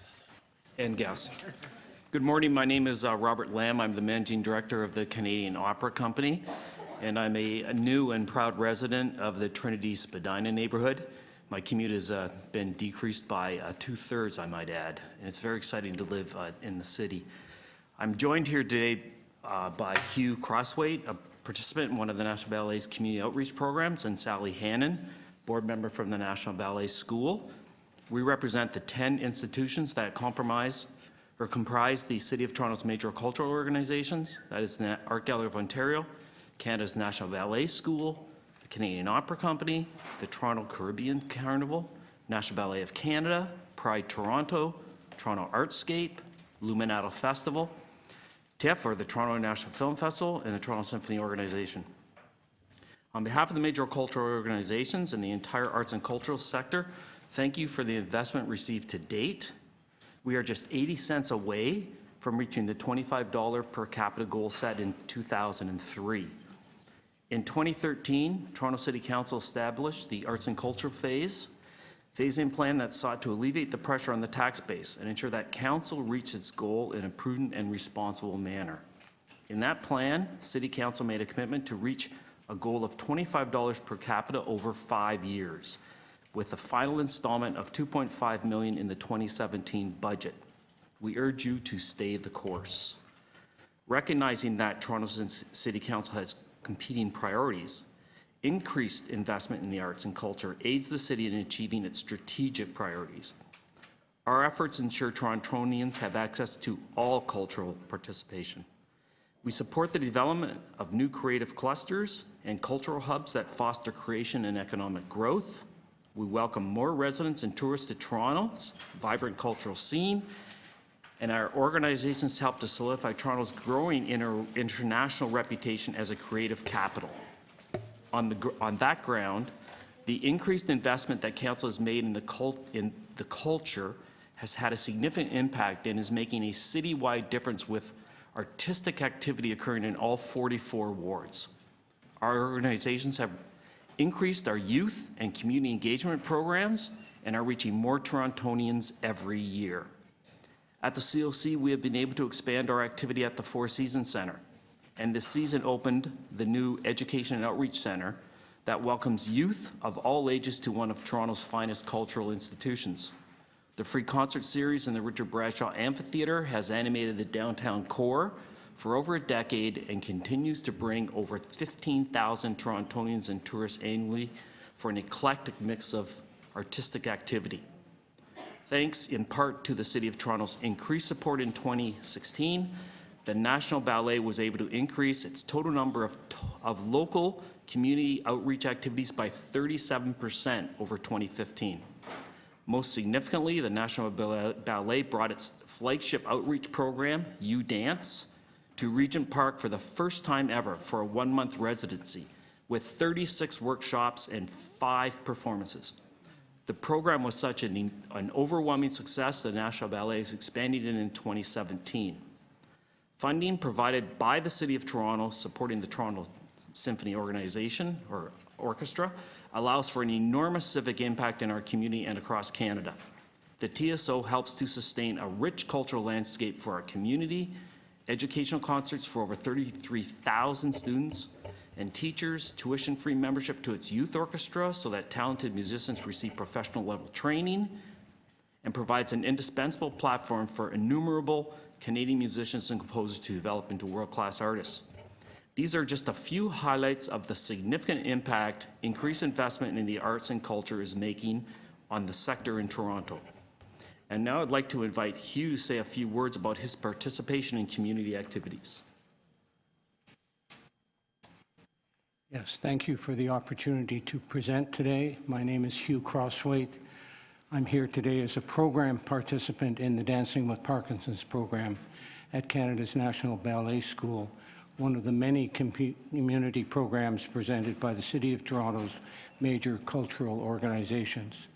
I'd like to tell you how this program has improved quality of life for me and for many other participants. 3 points. There is direct therapeutic value in the treatment of Parkinson's symptoms. Symptoms vary by individual. Personally, the lesser-known symptoms, anxiety, sadness, and apathy, clearly have become less troublesome. There is also help with the more common neuromuscular issues of balance and rigidity. I'll have just to get, and we only had the 5 minutes because there was only the one deputant who had registered, so I just wanted to, if we could kind of wrap up, Okay, I'll just... Are you on, you're not on the list?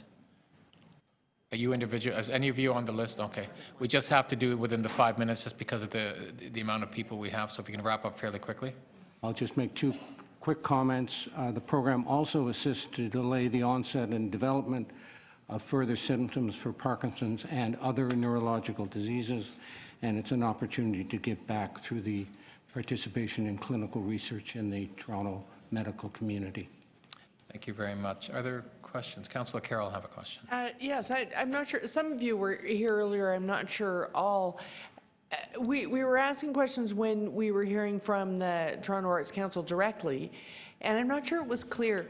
It's not a matter of them getting funding from both the city and then Ontario Arts Council and Canada Council. It's more a matter, we have a very direct funding to them. They have very low administration that we fund. And then the groups that they grant leverage money from those organizations.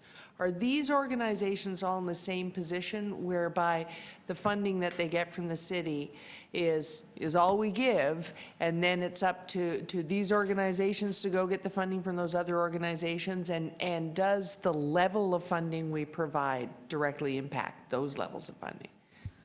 Yeah. I'll take the question. So I think, as you know, we're directly funded as the majors from City Council. That allows us, in addition to the operating funding that we get from also the Ontario Arts Council and Canada Council, to go out and raise additional funds directly from the public. So we're annually raising at the COC, and I can only speak to our ability. We're raising over $12 million annually now to supplement the funding that we also get from the Toronto City Council and the other two levels of government. So by keeping, if we do keep pace with our commitment, what we're doing is pushing all of those other people you have to go to also keep pace and continue to build the art scene. Yes, and I would like to add, I worked very hard on the building of the Opera House, the Four Seasons Center.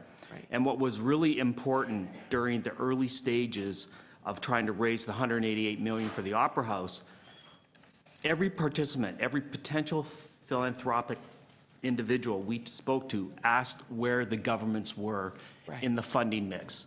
And it adds an enormous amount of credibility to what we do. And if we can keep the momentum in terms of public funding, it does lead to increased private sector funding. It is an absolute. Thank you. Thank you. Those are my questions, Mr. Chair. Thank you very much. It's no other questions. And just want to thank you for all the work that your respective organizations do for the health of the arts in the city. And thank you for the opportunity.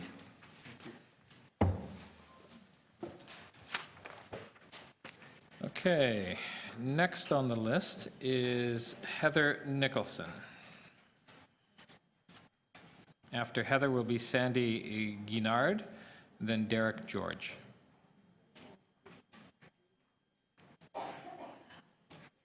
Welcome. You have 5 minutes. Good morning. Thank you for providing CATAPSA, the City of Toronto Administrative Professionals Supervisory Association, with the opportunity to participate in Toronto's 2017 budget process. We are 51 years strong and remain the unified voice of the over 4,000 non-union employees of the city. Toronto continues to be one of the most populous metropolitan areas in North America and also has an international reputation as one of the most livable and economically competitive cities in the world. In order to retain this enviable reputation and meet the extraordinary demands of a city this size, the city must continue to invest in the services and infrastructure required to support the current and future demands of those who live and work in it, and additionally address the unique challenges Toronto faces, including homelessness, affordable housing, unemployment, aging infrastructure, reliable public transit, and many more.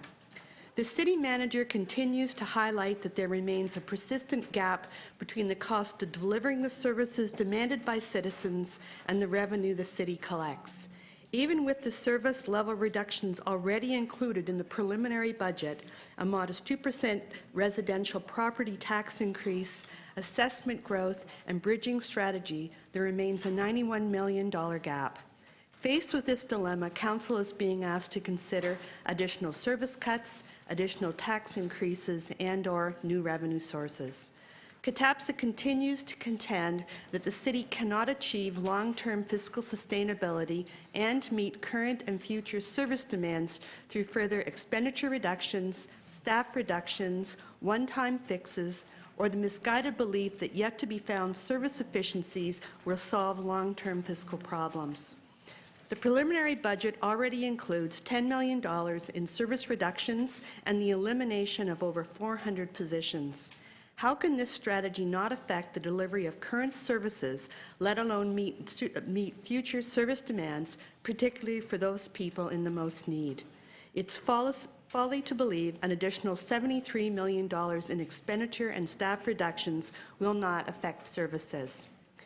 Therefore, we encourage Council to address the budget shortfall through those measures put forward for consideration that do not affect service delivery, including the MLTT harmonization, increasing TPA income share, the elimination of the vacant commercial tax rebate, and hotel tax. These measures are sustainable and will result in revenue that could exceed the $91 million shortfall. This would allow the city to reverse some of the service cuts put forward in the preliminary budget and consider other service enhancements that are mandated by Council, particularly those related to community housing and poverty reduction. Our members are dedicated employees who support the city's objectives and continue to provide value for money. They are constantly asked to do more with less, and this is simply not sustainable. Our members will continue to find efficiencies, make program adjustments, and redeploy existing resources to meet Council's objectives. However, in order to build a great city, we contend that council must consider increasing its revenue from sustainable revenue sources. Thank you. Thank you. Other questions? Seeing none, thank you very much. Thank you. Next is Sandy Guignard. Did I pronounce that correctly, last name? Yes, now, the next 4 deputants are all delayed. They have, Derek, Jamil, Toby.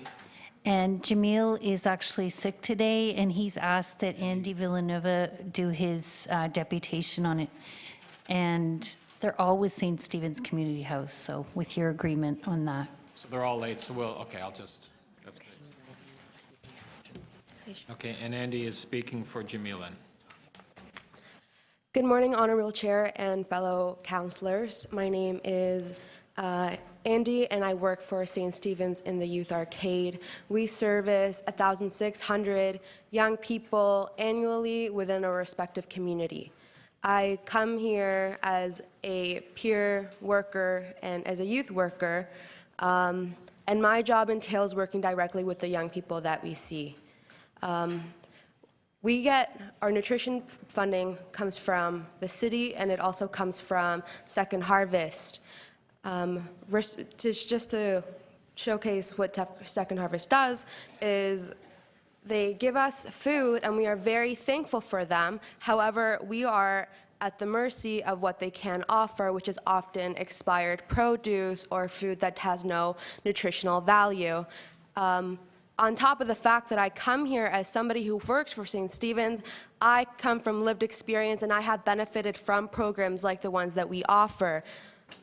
Many of our young people, the first meal that they eat after they go to school are the things that we deliver at lunchtime or the after-school program. These budget cuts are deeply felt by our community, and they are also seen and felt by the young people that we service. The lack of nutrition or investment into feeding our young people is not only felt physiologically, but it is also felt by your young people because they can see that there's nothing being invested in them. They can feel that we have nothing or that we are limited in what we can offer them, and they feel like they don't matter. I am essentially here representing that proportion of the nutritional value within St. Stephen's and other organizations. Thank you. Thank you. Councillor, any committee members? Seeing none, Councillor Doucette. Thank you. So could you just say, I'm not sure if you can answer me, how exactly will the budget as it sits today affect you and your programs? Currently, we have an $8,000 annual budget for the Youth Arcade explicitly. This does not include other St. Stephen's programming across the city, or not that I'm aware of. But that $8,000 budget, as someone who does the programming, who does grocery shopping along with my other staff, is every portion of it is used, and even then we are overextended. So with the lack of that $8,000 budget, it's going to be having detrimental effects on our community and the programs that we can adequately service. We can't really demand from our young people to engage fully in our artistic programs or any of the endeavors that we provide if we can't feed them and if they haven't eaten all day. And this isn't an over-exaggeration. This is not only a lived experience from my behalf, but is also something that we directly can attest for and advocate for the people that we service every day. And I'm also here to mention that I probably may be the youngest person in this room, so I'm also representing the youth that are not here today. Does this fund also help you, we call it seed money, so sort of encourage other organizations to help you because you've got some city funding? I know in our arts programs, we use it as seed money. So, okay, you've got a grant from a city. All right, so we will chip some money in. Do you think that also has an effect? So if we take your complete grant away, do you think that would affect you getting other fundings from people, whether it's donation in kind or money? I think that I may not be the best person to answer that question as a youth worker. However, I can speak for the fact that we don't have much, the fact that there's such instability, we can't even speak on, we don't have any predicting factors that would be even able to answer that question on any sort of ladder. So this lack of 8,000 will really affect your programs and your youth? Yeah, it will deeply affect our youth, and we can't even, we are very thankful for Second Harvest, but like I said, a lot of the food that we get does not have nutritional value and does not meet the gap that our youth face. Thank you very much for coming today. Very much. Seeing no questions, if any of your friends or the people in your group come before 12:30, just have them come to clerks and we'll get them on. Just make them identify themselves when they get here. Thank you. Thank you. The next three speakers will be Maureen Adams, Mark Aston, and Anya Ori.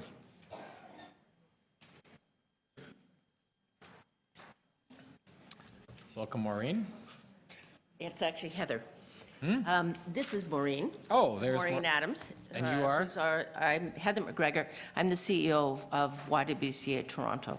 Okay, so you'll be speaking together. Yes, and just so you know, I was supposed to have a root canal this morning, but decided to give it up in favor of speaking to the city.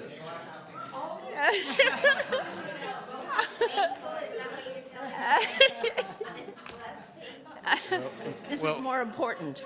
We'll try to be gentle on you. Anyway, as I said, my name is Heather McGregor. I'm the CEO at YWCA Toronto, which is the largest multi-service women's organization in Canada.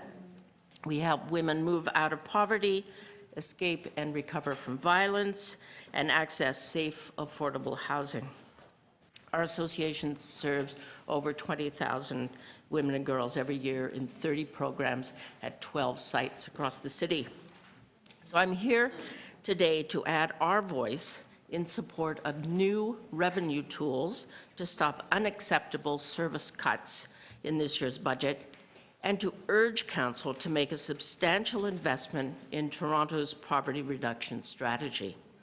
This is critically important for women in our city who have disproportionately higher poverty rates. The women we work with at YWCA Toronto are strong and resilient. If they were here today, they would tell you that the rise of precarious employment in our city keeps them trapped in poverty.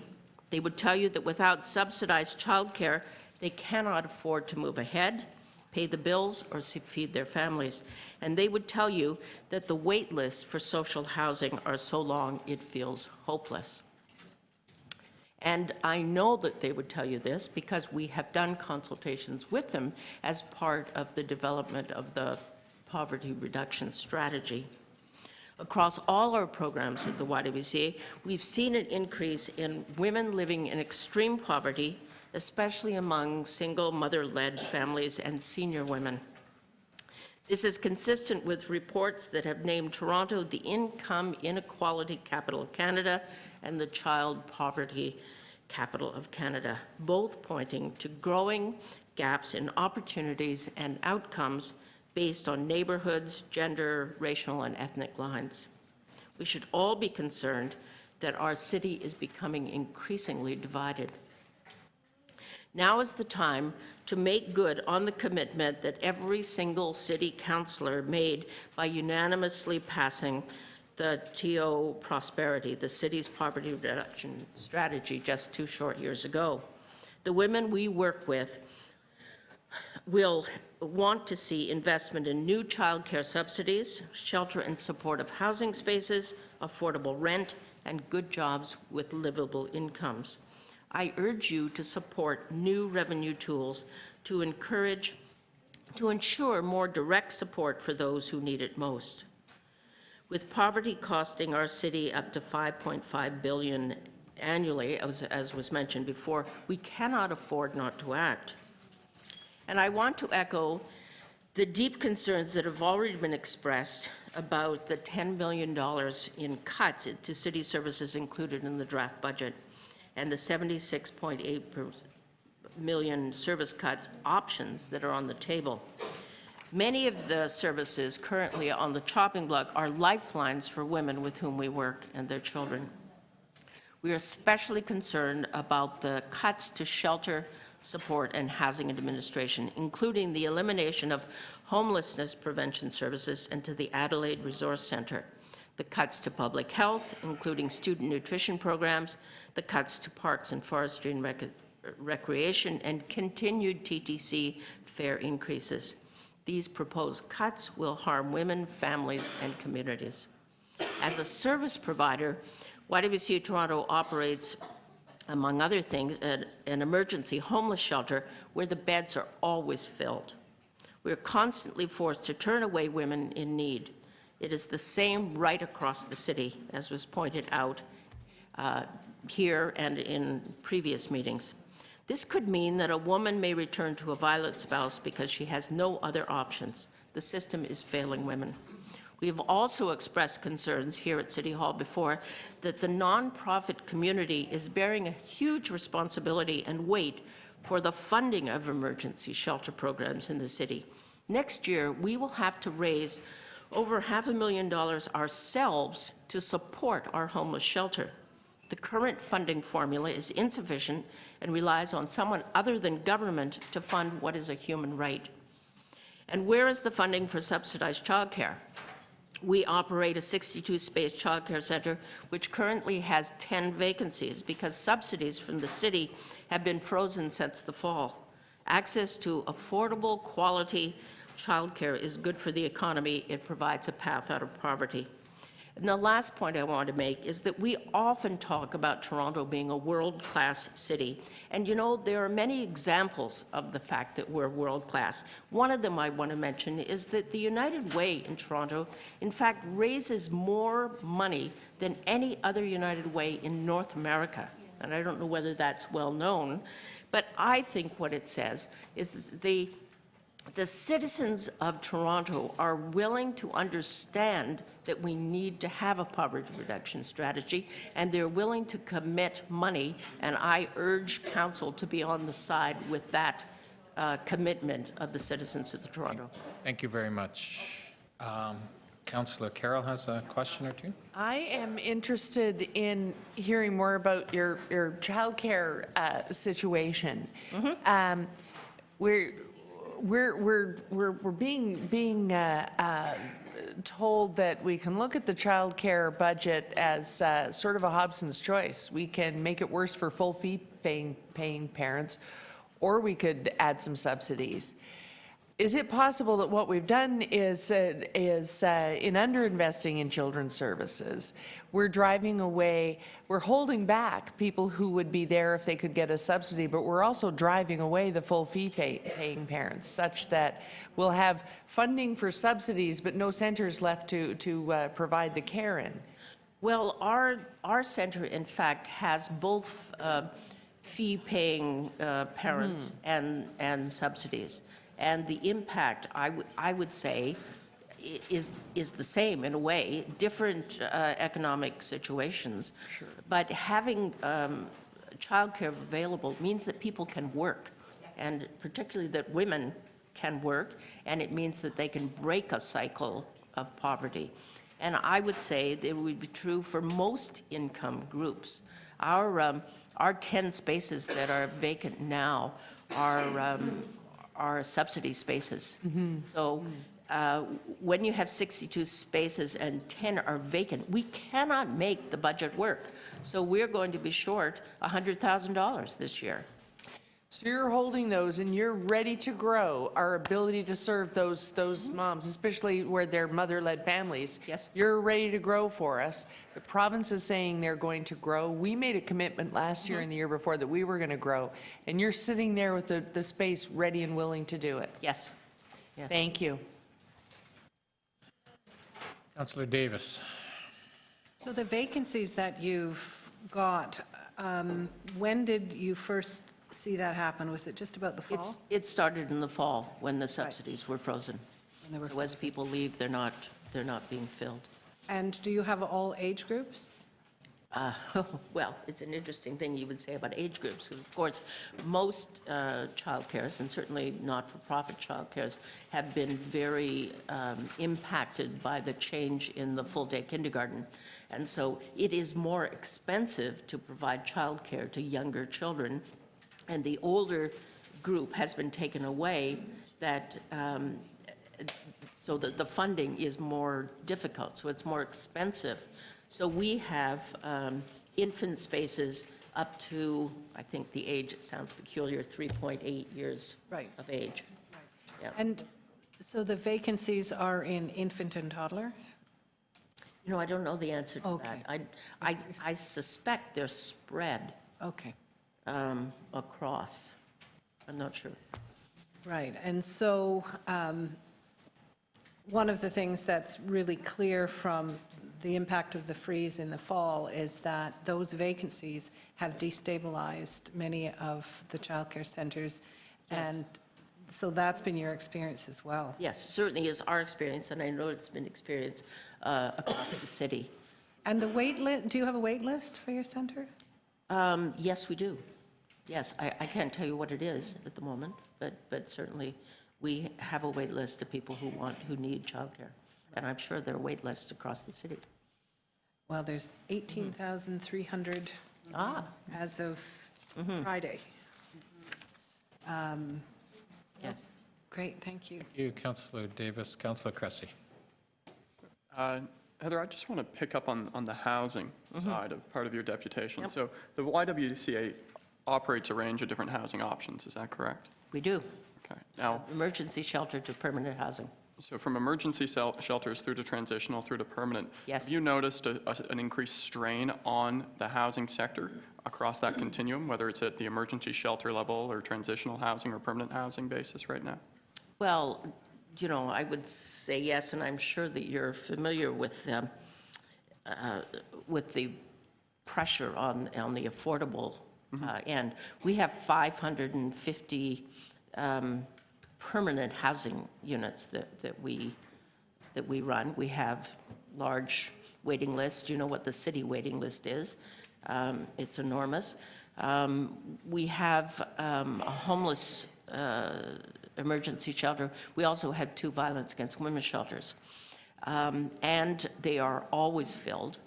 And they're expensive to run. And the funding is very different for the violence against women shelters than the city shelter. So I think it's important for the city to know what I said before, that the YWCA is raising a significant amount of money every year to support that emergency shelter. So we get about $1.77 million no, I'm sorry. It costs us about $1.77 million. We get about 1.2, and we rely upon donors to support the rest of it, when in fact it is a service that should be provided by the city. So if I can drill down then really specifically to the 2017 budget on that point. Yes? The 2017 budget proposes a $1 million cut to staff within shelter support and housing administration. So that's not for your sites, that's for city sites. That's right. So does the YWCA support or oppose that cut? You know, I'm not absolutely familiar with what positions would be cut. All I know that on the service side, the money that the city is providing is not supporting the service that is being delivered. So, and the way in which it's not supporting it is that for instance, we have, so our shelter has basically 56 beds. And this last year, we decided that it was completely unreasonable to have 1 staff person on our overnight shift. The danger to everyone concerned, staff and the women who stay there, is unreasonable. The liability is terrible. Because many of these women from age 16 all the way up are in crisis. And so, in fact, we on our own decided that we would have double staffing on the night shift. But that kind of thing is not being funded by the city. So the position of the YWCA is that, based on your experience, we need to have expanded support within the shelter system, and there is a real risk to decrease support. I couldn't have said it better. Okay. Yes. Thank you very much. Okay.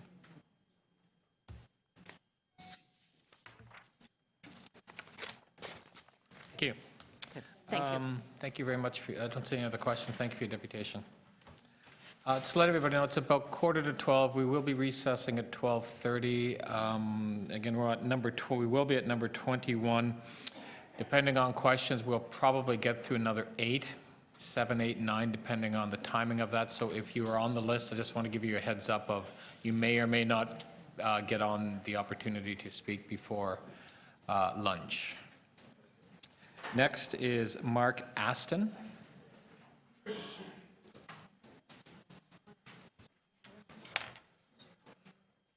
Good morning. Thanks for the opportunity to speak with you today. My name's Mark Aston. I'm chair of the Toronto Alliance to End Homelessness. Our alliance includes over 100 members working to end homelessness in our city. We're also we're also the city's community advisory board for the Homeless Partnership Strategy, as well as other housing and homelessness issues as they arise. Our members represent a broad and diverse network, including people with lived experience of homelessness, service delivery agencies, research and policy organizations, community-driven groups, and other community agencies. Over the last couple of years, we've seen and we applaud the positive actions of the city that have improved outcomes, supports, and services for people who are homeless. These include an eviction prevention strategy, the development of new standards for social housing, the development of population-based service models in the shelter system, and the development of the Hostels to Homes pilot project to learn more about effective strategies for housing people who've been chronically homeless. At the same time, homelessness in Toronto remains a critical problem. As way of an example, on January 7th of this year, the occupancy rate for the whole shelter system was 95%, with most subsectors, such as women, men, youth, and families, ranging between 96% and 100%.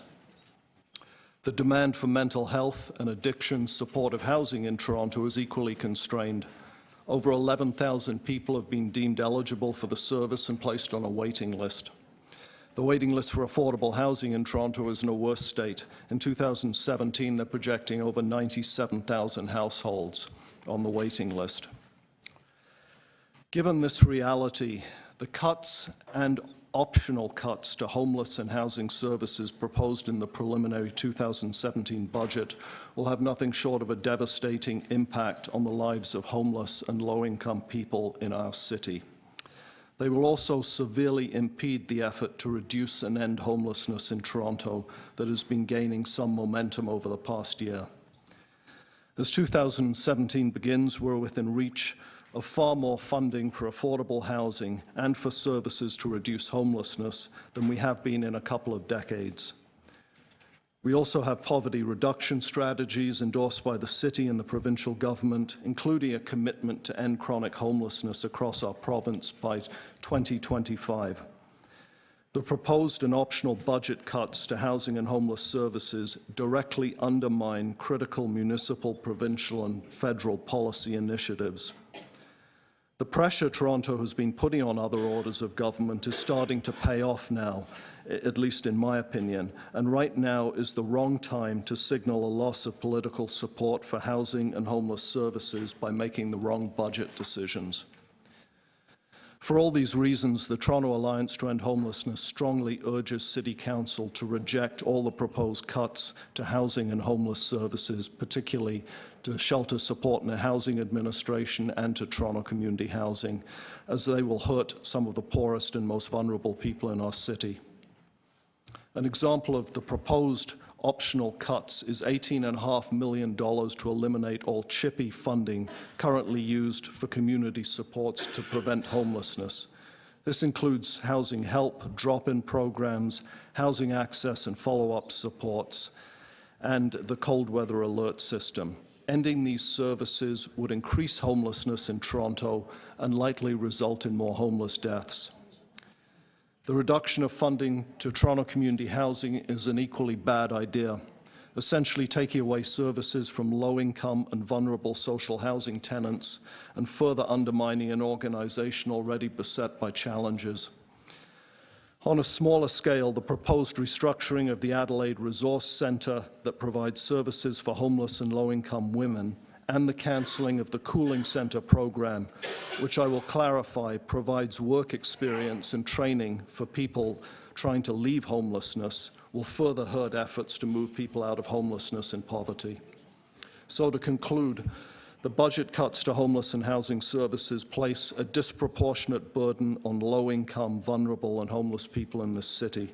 Further, these cuts have the potential to cause serious harm and even death to vulnerable and homeless people. Council needs to reject the proposed cuts to housing and homeless services. I am. And then leverage your example and commitment to vulnerable constituents and continue to demand that other levels of government do what they need to do. Thank you. Thank you very much. Other questions? Councillor Carroll.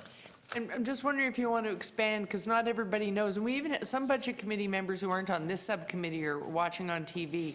Unpack for us what CHIPPY funding is, because we've got different levels of experience on the budget committee. Yeah, it's the community. Or was, more to the point, what it was. Yeah, it's the Community Homeless Prevention Initiative, funded primarily by the province, administered by the city, and it funds a wide variety of community-based services that prevent and indeed rescue people from homelessness. I work for Fred Victor in Toronto. An example would be the Housing Access and Support Service program that is funded via that stream. Basically, it finds housing for people experiencing homelessness and then supports them to maintain that housing. So that's the type of impact it would have.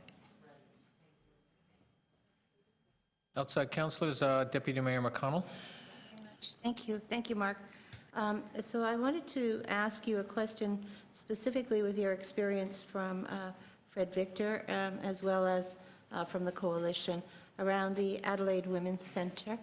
So the Adelaide Women's Centre, as I remember, I don't have my note right here, is about a $9 million opportunity, I would think that they said, for the city to get out of the business of running the Adelaide Centre. In your view, since the Adelaide Centre is essential, I believe, if they were to go to a community partner, would that be a problem? And if they did, would it not cost almost as much money? That's my question. Well, firstly, let me just say that I think it provides absolutely invaluable services, including a 24-hour drop-in for women. There are more specialized services provided by Street Haven, Regent Park Community Health Centre, and so forth. And again, it's focused on some of the most vulnerable women in the city, so I think the need to protect those services is critical. We haven't been given the details on what this restructuring may entail, but certainly if there's a reduction in city staff who particularly run and manage the facility, that would have to be picked up somewhere, and that would be difficult for any of the agencies, I think, at that location to do that. Unless they're paid for it, is that right? Well, that's correct. I think the city employs 5 to 10 staff there. Yes, right. So in other words, if they were to move it from a city-run facility to an agency-run facility, the cost may not reduce at all, really. Well, I would think you would need similar resources. There may be some wage differential, but yeah. Yes, thank you. The second thing I wanted to ask you about was the cooling centers. And there's a proposal here that cooling centers are not really working, people aren't. I wondered if you would talk from the perspective of the coalition in terms of the cooling or the warming centers, really, and the necessity for those. Sure. I'll speak to the cooling centers. This program's been running for a number of years now. It's a partnership between Working for Change and Fred Victor, and also the Office of Emergency Management and Shelter Support and Housing. At core, the program trains about 40 people with experience of homelessness each year to run the cooling centers. It provides income, it provides on-the-job training and experience. They're providing a public service. People feel good about that. And then they are linked to further training and employment opportunities after that program is complete. And the results have been really good in terms of outcomes. People get jobs, they move on to other training. In addition to that, obviously, it is a valuable public service. Certainly, I think there have been some concerns raised about how many people are using the centers and who and where. Certainly, we're open to talking about that, but I think just sort of carte blanche cutting the program would be a poor move because of the results it's getting for the 40 people a year who are employed. So it's an employment opportunity program as well as a life-saving heat program, but as I'm hearing it, you would be open to rationalization as to where you might want to concentrate those. Yeah, absolutely. I think that's a discussion that can happen.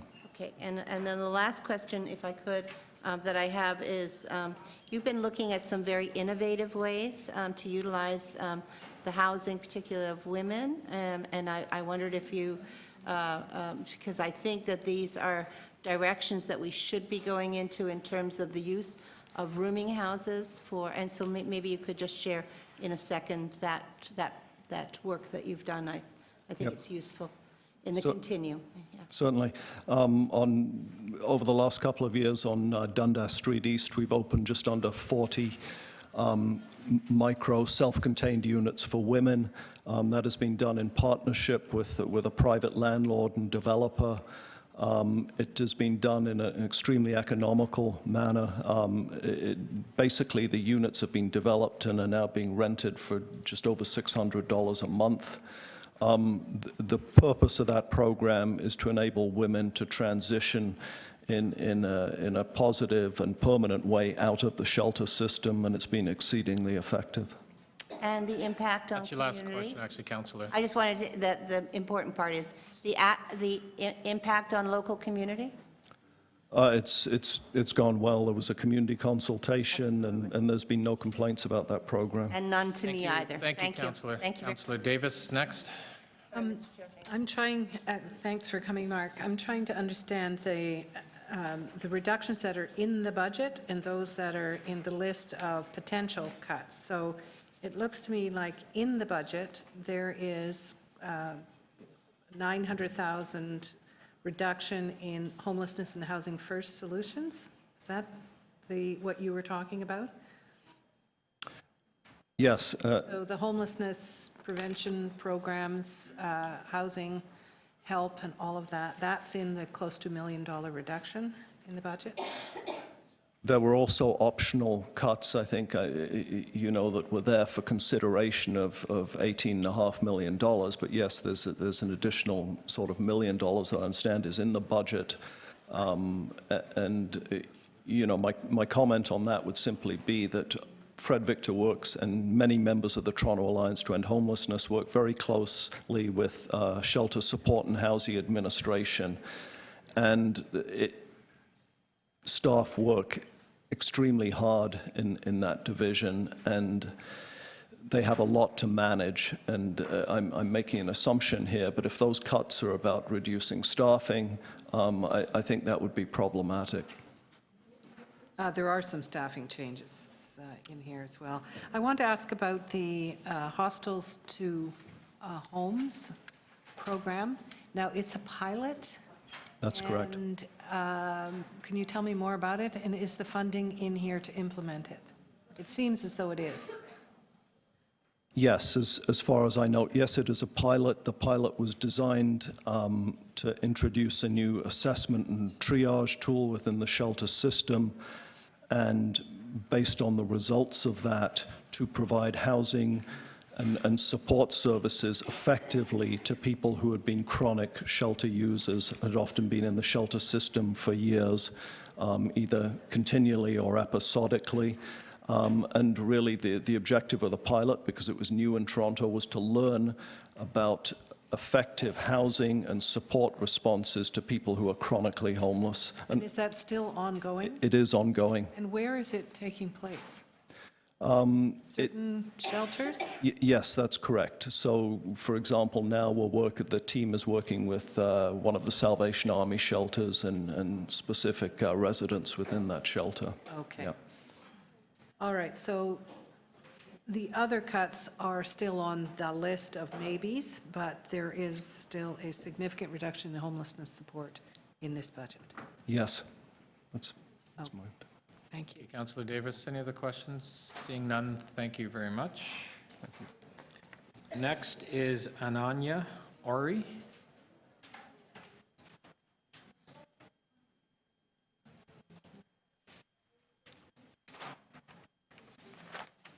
Welcome. You'll have 5 minutes between the two of you if you want the other one to speak. Thank you so much for this opportunity. My name is Ananya Ori. Just press the button in front of you.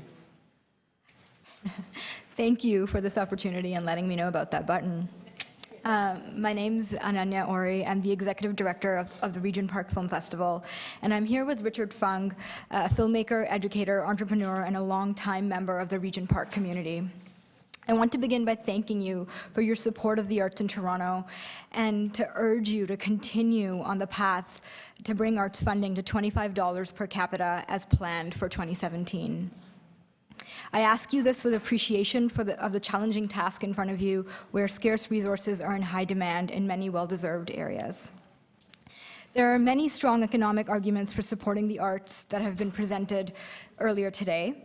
What Richard and I are here to speak to, however, is the role of the arts, and particularly community-based arts, in creating cohesive, vibrant, inclusive, and safer communities. The Regent Park Film Festival is Toronto's only free community-based film festival. We've been around for 15 years. Thanks to the recent increase in funding, some of our accomplishments in 2016 have included reaching over 9,000 people annually, most of whom are recent or current residents of public housing, collaborating with social services to engage folks in housing first programs to help them keep on track with their recovery, providing training and opportunities to culturally diverse filmmakers to tell their stories and gain experience through paid work in the industry, and bringing people together across Toronto through film to experience Regent Park, a changing and stigmatized community, more positively. The increase in funding over the last few years has been instrumental in developing stronger programming and bringing more people together, particularly those of us who don't have access to galleries and big screenings and performances and so on. The existence of a vibrant and supported arts industry is important to any city, but we're not talking about any city.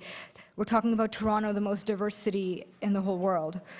The need for opportunities that allow for reflection, expression, and most importantly, interconnection that arts allow is greater here than anywhere else. The fulfillment of $25 per capita funding in the arts is essential for so many arts organizations to continue building stronger communities from the grassroots up. Thank you, Ananya. As Ananya mentioned, my name is Richard Fung. I am a filmmaker, educator, entrepreneur who grew up in Regent Park. Ananya spoke to you about the importance of the arts on a societal level, and I can tell you what an incredible role it has played for me personally. The arts, particularly media arts, have been a critical part of my life. I started making videos when artists came to run workshops at the Pathways to Education program. The capacity to tell stories resonated with me much more than traditional school-based work. It gave me an avenue for expression, a point of inspiration, and a focus.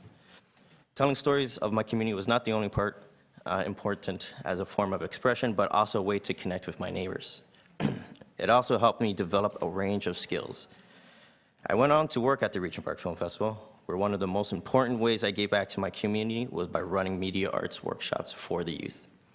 In the meantime, I also made my own films. With the support of the community and arts organizations in Regent Park, I traveled to Cannes and Sundance Film Festival to share my work. Today, I run my own production company and teach cinematography at the Toronto Film School.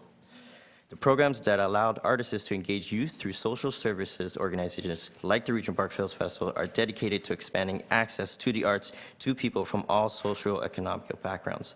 Funding that allowed me to find work, gain arts experience, and arts programs that helped me connect with mentors and have all played an instrumental role in bringing me where I am today. There are many more youth today that could use the exposure, the engagement, and the opportunities to discover what works for them. As a youth who grew up in Regent Park, at age 15, I was arrested for a crime that I didn't commit. Don't get me wrong, I wasn't a poster child. But after that incident, I was ready for a downward spiral in my life. I know that you are making considerations around community safety and supporting youth when setting this budget, and I can tell you that if it wasn't for the support and resources I found in the arts, I would be a negative statistic today. But where I am today now is a positive contributor to society. A $25 per capita rate in arts funding will enable community-based arts group to make a greater difference to more people, difference that impacts the overall well-being of our society. My experience tells just one story of a long-term impact of community arts. So let's all create more stories together. Thank you. Thank you very much. Seeing no, oh, Councillor Carroll. So I'm wondering if you could just go through us again how you patchwork together the funds, because we need to get to the $25 per capita, but that's not the only place you go. But you get those funds, and then you have to go begging for the rest of them? How is it put together so that you end up with a fully fleshed out project? For the Regent Park Film Festival, we get fundings from many different levels of arts councils in Canada, as well as private sector funding. But the $25 per capita, the funding that we get through the TAC, we get some operating funding from them, and that is essential to maintaining a strong core that allows us to actually grow and maintain continuity among staff, to be able to hire artists. It gives us core strength to continue doing what we're doing. Okay, so the same question to you as I asked to when the majors were sitting there, the ballets, the opera house, and such. When you go to those other places to look for funds, is their first question, how much are you getting from the government? Are we the leverage that gets it going? On one level, yes, it's important to show that that an organization is being supported by the government, by its local government, which inspires a lot of confidence. So yes, it's absolutely important. But another question they ask is, well, if you're going to corporate sponsors, especially, is that, what's your exposure? And there are all these sorts of questions that a community arts group isn't necessarily the best partner for. So in that level, corporate funding isn't the best alternative answer for us, and we really do rely on that government funding. Excellent, thank you. Thank you. Thank you very much for your deputation. Next is Lynn Adamson.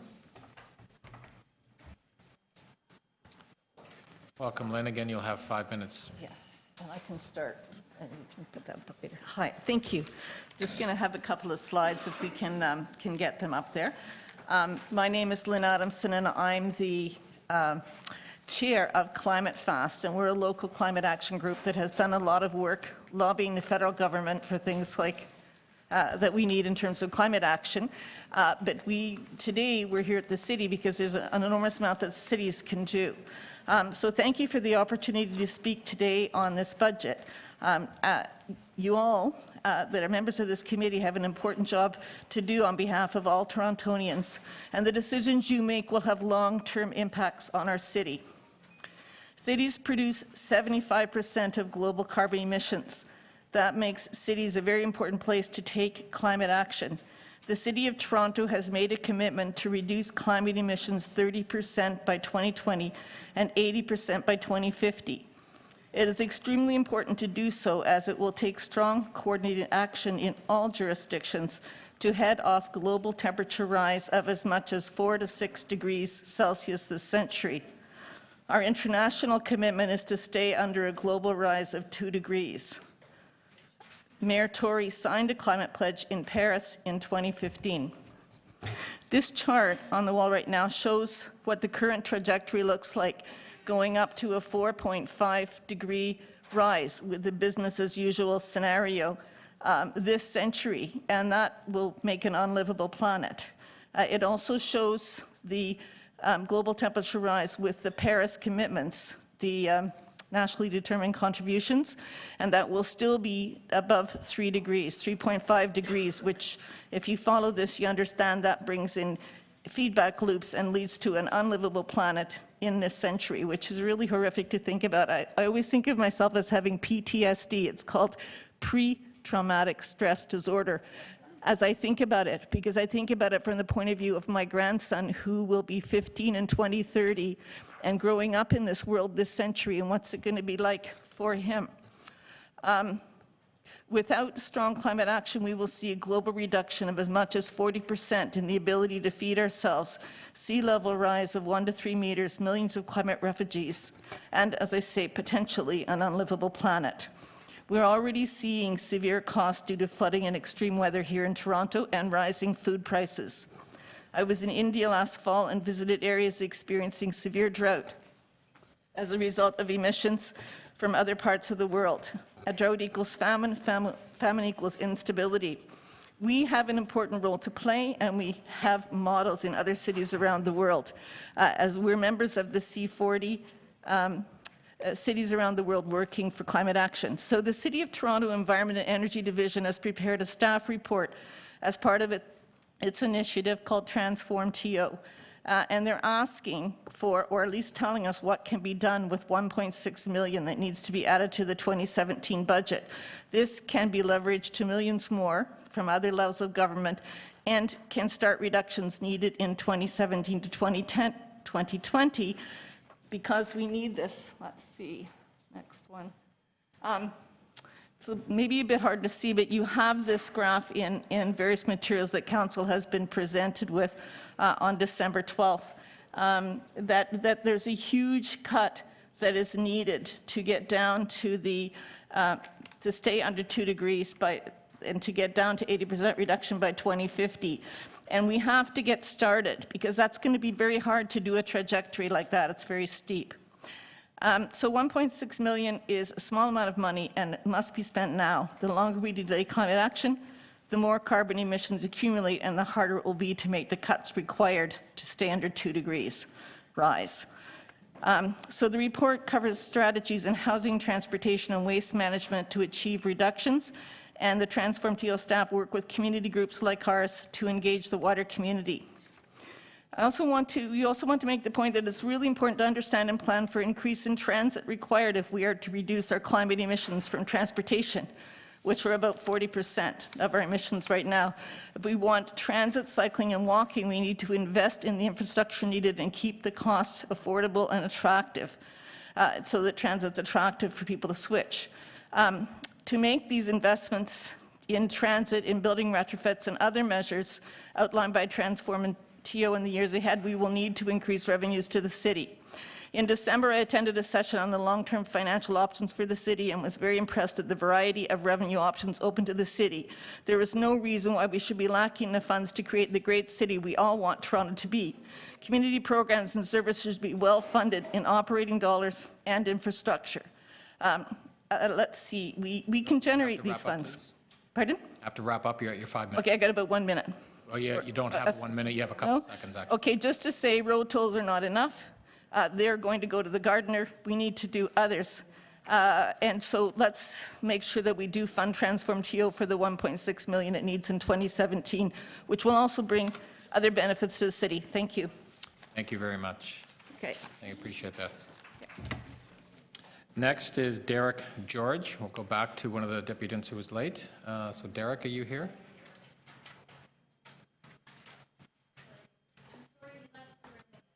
Okay, we will we'll try to get him. Maybe if he can come into the room after the next deputant, we'll get him on. Next is Sheila Block.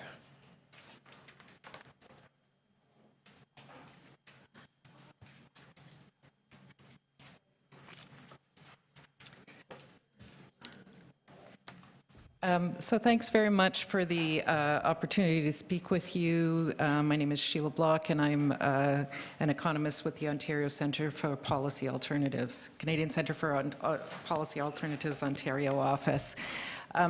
You've heard a lot this morning from people who are very close to both the delivery and use of city services and the impact, both the positive impact that these city services have on residents and your electors, and also the negative impacts that will result with cutbacks to those city services.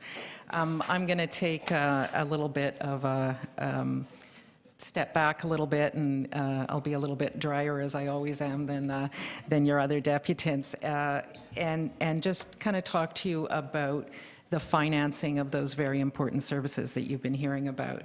I want to really start by commending both the mayor and city councillors for the active role they've taken in city building by using the extended powers under the City of Toronto Act and that plan to implement road tolls, along with the other revenue-raising measures that have been proposed in this budget. And I would urge the wider group of councillors to support them. That is a really big and important step in overcoming the barriers that we are facing to paying for the city services that we all need and that you've been hearing about.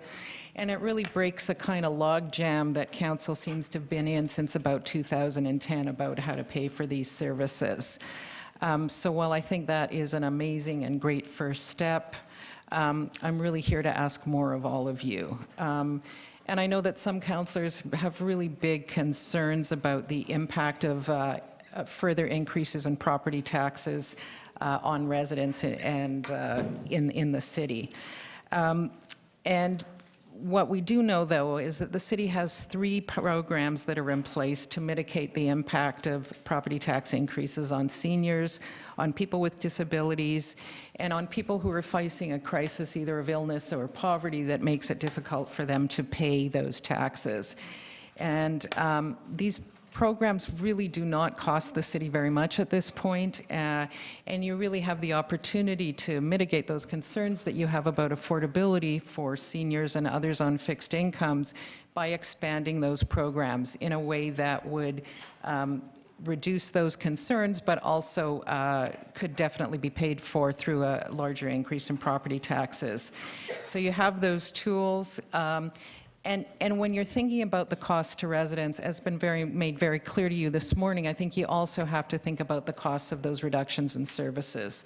And part of that has to do with the increases in user fees that have been discussed and have been discussed really eloquently in terms of the impact of TTC on people who are facing illness, on fixed incomes. So if we look at the costs of an increase in property taxes in isolation from the services that they pay for, we're really only looking at half of the picture. So I would really urge you to reconsider, as you have reconsidered in terms of other revenue measures, step up to the plate and have an increase in property taxes beyond what's been recommended in the draft budget. Thanks very much. Thank you very much, Sheila. Questions, Councillor Carroll? Thank you. So when we do talk about property tax increases, we always talk about the average householder. But we know during our holidays, the CCPA brought out a report about how very much people at the high end of earning in Canada are making. 193 times what the workers in their companies make or what CEOs are making, whereas they used to make 50 to 100 times more. They're now making 193 times more than their own employees. So if we were to propose a property tax increase, what you're proposing is expand our mitigation thing for those who are below the average household income.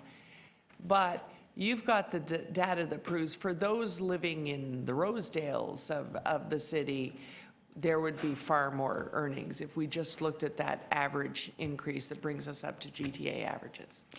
Yes, so there's kind of broad ranges of income associated with with various properties. So for the widow living in Rosedale, that seems to be a favorite for some kind of councillors to bring forward, that would mitigate the impact for that low-income widow or widower who is in Rosedale and has been living there for 80 years. The current programs that are in place can either completely cancel the property tax increase or can defer it until the sale. So that's a really good policy measure to mitigate the negative impacts. And then you could capture all the CEOs who are living in Rosedale, who can definitely afford, as I guess the Toronto Star had been recommending, another $140 a year. Right. And that would really solve those problems that the city's facing. Does our data show, and it looks like, it seems from that report, the CCPA data shows the same thing. There aren't a lot of the low-income widows left in a $5 and $6 million home in Rosedale. What we do have a lot of are the widows who want to stay in a home that is surprisingly $1.2 million. That's the problem, is those people where now it's $5,000 and $6,000 property tax. People living in homes where the property tax is $15,000 and $20,000, the widow earning $40,000 a year has by and large sold that $7 million home. It's those people struggling with the $1 million home that we have to concern ourselves with. Yeah. Okay, thank you. I just wanted to, Derek George is here who wanted to speak. Not yet, Derek. I just want to let you know. Just recognize that with the questions we're asking, because I'm trying to get to Derek before we do lunch. So we're about 25 after. So Councillor Burnside. Thank you, Mr. Chair. So for the record, I'm not worried about the widow in Rosedale. Okay. Probably had money, probably still has money, will always have money. What I guess I'm concerned with is when we talk about the average property tax. Well, let me ask you this. Are you looking to get property taxes up to that average point? Is that, or are you looking at it from the other lens as we'll raise property taxes as much as we need to deliver the services that you think are important? There are two different questions, right? Yeah, and it's the latter, which is you raise property taxes sufficiently to meet that gap, along with a suite of other revenue measures. Right. So that may be higher than the average, may not be. Whatever that is, it is your position? My position is that tagging total property tax increases to ensure that residential property tax increases are not above inflation is the wrong policy target. And what you should be targeting is look at the expenditures that you need to make for your constituents, figure out how you're going to meet there, and don't constrain yourself by this kind of artificial low target that has that impact on total property tax revenues because of the relationship between residential and non-residential. Okay, yeah, so that's very thoughtful. Okay, so then my second question will have nothing to do with average property tax, because to me it's a little bit of a takes us down a whole different road. You've done a lot of research. I call you an expert in this field. Do you see any issues with I'll say, what I call the hey, look over there, or the moving around of responsibility? So what I mean by that, Toronto, for instance, used to get about $140 million in provincial pooling for social housing. And the provincial government decided that, and in fact, that fund was started under Mike Harris, which is, you wouldn't actually call him Captain Toronto. Right? And now the province said, no more, we're at 140 million. Do you see any concern with that sort of moving target, that when one level of government no longer wants to fund something, it just sort of flows downhill, and then it's in a sense, a moving target? It's one that we're always playing catch up. Do you see any concerns with that? Absolutely. We absolutely think that the federal and provincial governments should be stepping up to the plate and be providing more funding to a variety of city programs and move back to the kinds of historic norms that we used to see in terms of those shared cost programs. Or even, I'll even concede the point that maybe they shouldn't. I mean, maybe but would you concede, and I think the answer is yes, but that there should at least be a framework for who pays for what, so that the target isn't always moving? Would you not say that's a necessary first step? To have that framework in terms of, you can talk about social housing, you can talk about poverty reduction, you can talk about daycare, that there needs to be a framework as exactly who's paying for what, and then it's up to the various levels of government to figure out how they fund it. Sure. I guess those frameworks always kind of move with differing governments and differing political priorities. And I think sometimes it's best to be very kind of practical and say, we are facing a less than ideal situation. So cities are facing a less than ideal situation in terms of your taxing powers, or particularly the City of Toronto. But given that you are facing the situation that you are facing, what are the options available to you? And I think you have stepped up to the plate and you are taking up those options and those powers under the City of Toronto Act. And I'm just urging you all to go a little bit further and to move beyond where you're at on property taxes as well. Okay, last question. How far is further? Is it filling that 91 million?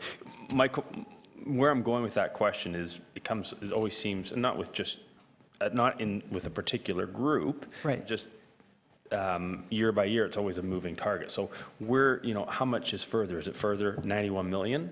And then are we having a discussion next year how we need to enhance? Or what is that number? It's very hard for me to go back to my community and say, okay, we need to raise taxes, but I don't know how much. Councillor.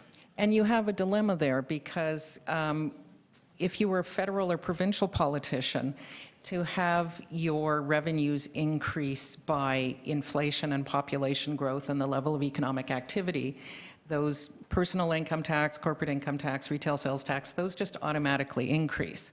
So I would say what you want to do is you want to normalize a conversation that says, as inflation and population increase, your property taxes will increase along with that, and make it a normal conversation that will continue as other tax bases do. So yes, you would have to go back. Thank you very much. To your constituents next year. Thanks. Thanks a lot. Councillor Davidson, now if you have questions, I'm hoping it's not the whole 5 minutes. We do want to get to one more deputant, which is Derek George. So we're going to extend to do one more deputant after your questions. I just wondered if you'd had a chance, Sheila, to look at the increases in user fees and the proportional burden that places in lieu of property taxes that are pooled more broadly.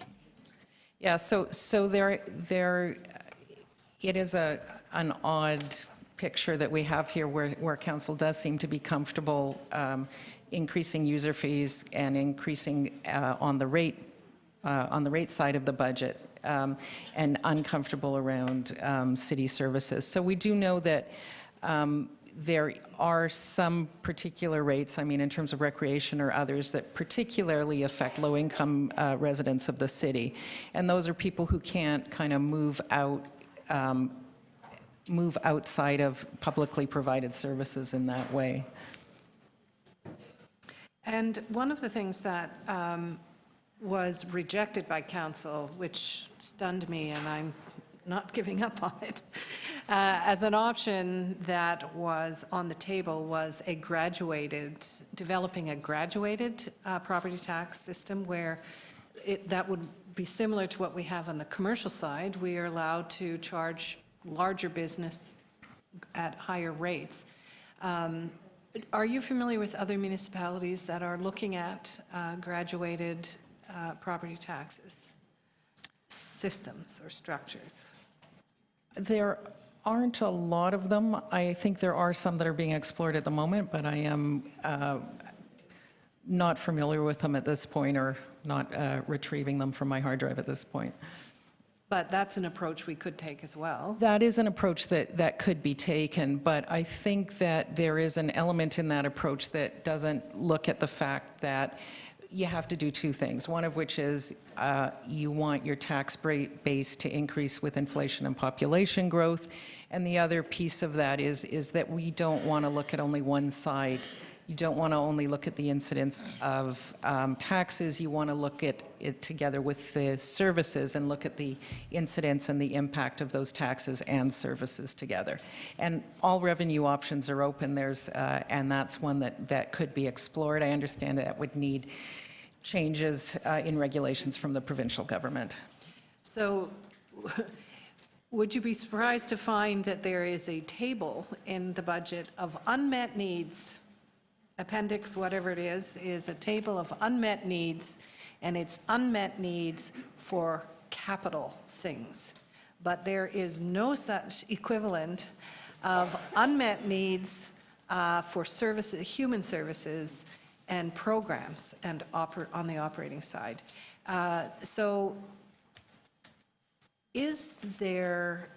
are you aware of any other municipalities that are doing, sort of looking at the needs side on the human service side and then developing plans to serve those needs? Well, I think there's been a couple of interesting initiatives, actually, that's happened at the City of Toronto. One is Social Development and Finance took a look at the impact of the budget on vulnerable populations.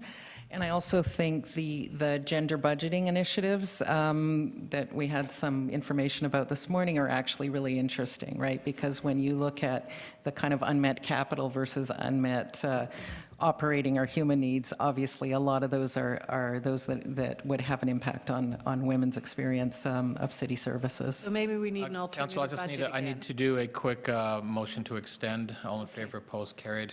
Sorry. I'm finished. Okay, thank you. We have- Other than I said, so we need an alternative budget for the city. Thank you. Again. Thanks Thank you, a lot. Sheila. We're going to do one more deputant, Derek George.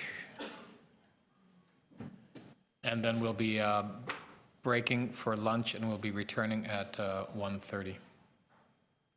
Welcome, Derek. Have a seat. You have an opportunity to speak with us for about 5 minutes. Well, hello. Yes, go ahead. Mr. Crawford, chair for today. Usually it's Mr. Tory. The reason I'm here, I represent St. Stephen's Member Advocacy Committee. When we looked at this budget as an advocacy group, me personally, I thought it was just opposite to what I thought the poverty reduction strategy was meant to do. I say opposite because the cuts that are being put forward would directly affect one particular community immediately, and that's the homeless community. These cuts are going to affect things like shelters. It's going to affect, I mean, we all understand that there is a failing infrastructure in Toronto. We all understand that something has to be done to change these things. And yes, taxation works for certain things. But when you start cutting essential services, especially in the downtown area, it's going to affect the people that it's meant to serve. If you're closing shelters, which we've already been through that, if you're reducing funds with a promise that later on, whenever that will be, would be better, I think you're missing a very big picture. The reason these essential services work for the city and the reason it's in place, shelter systems, your drop-in centers, food banks, these are all essential services that desperately need support from the government. Desperately. And it's not going to get better by cutting services. If anything, I think the services that are budgeted for cuts should be budgeted for increases. That's just my thinking. And it's not that City Hall doesn't have other alternative means of fundraising. I don't think, and this is just me, and this is how my crazy brain works, I don't think that the people who are in positions to help Toronto's economy grow do enough for Toronto. That's just my thinking. And I've sat and I've listened to people put forward ideas that make better sense. This new carbon tax, for example, can be used to raise funds for the city because there are lots of industries operating inside the city of Toronto. And we all know that they can be taxed a little heavier and it won't bother them in the least. But when you're taxing the working class homeowners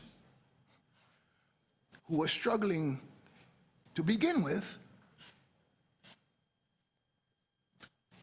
you're going to increase the problem before the solution arrives. Am I making sense? I've watched this city grow over the 35 or so years I've lived here. I haven't gone anywhere else. So I don't know what's happening in the city. I was a teenager in Montreal. I don't know what's happening in Vancouver. I know what's happening here. And I know that we, as a collective community, and I've said it many times sitting here, as a collective community, we can change Toronto for the better. And it won't take another 4 fiscal years. It can happen now if we go in the right direction. And I thought the poverty reduction strategy was a direction that we were going to move towards. And then I looked at the cuts that are being proposed and I'm thinking, how? Why? It's a simple question, eh? How did we You have go? to wrap up quickly, Mr. Yes. George. How did we go from we're heading in the right direction to wait a minute? And I know I keep saying this. I want to see Toronto be at the forefront of what a mega city, a major metropolis can be. Okay, thank Be you. an example for the rest of the world. Thank you very much. We appreciate your deputation and honesty. Thank you very much. We are now recessed. Any questions? No, I think you said it all. Thank you. We're now recessed till 12:30, or sorry, 1:30. Thank you for hearing me.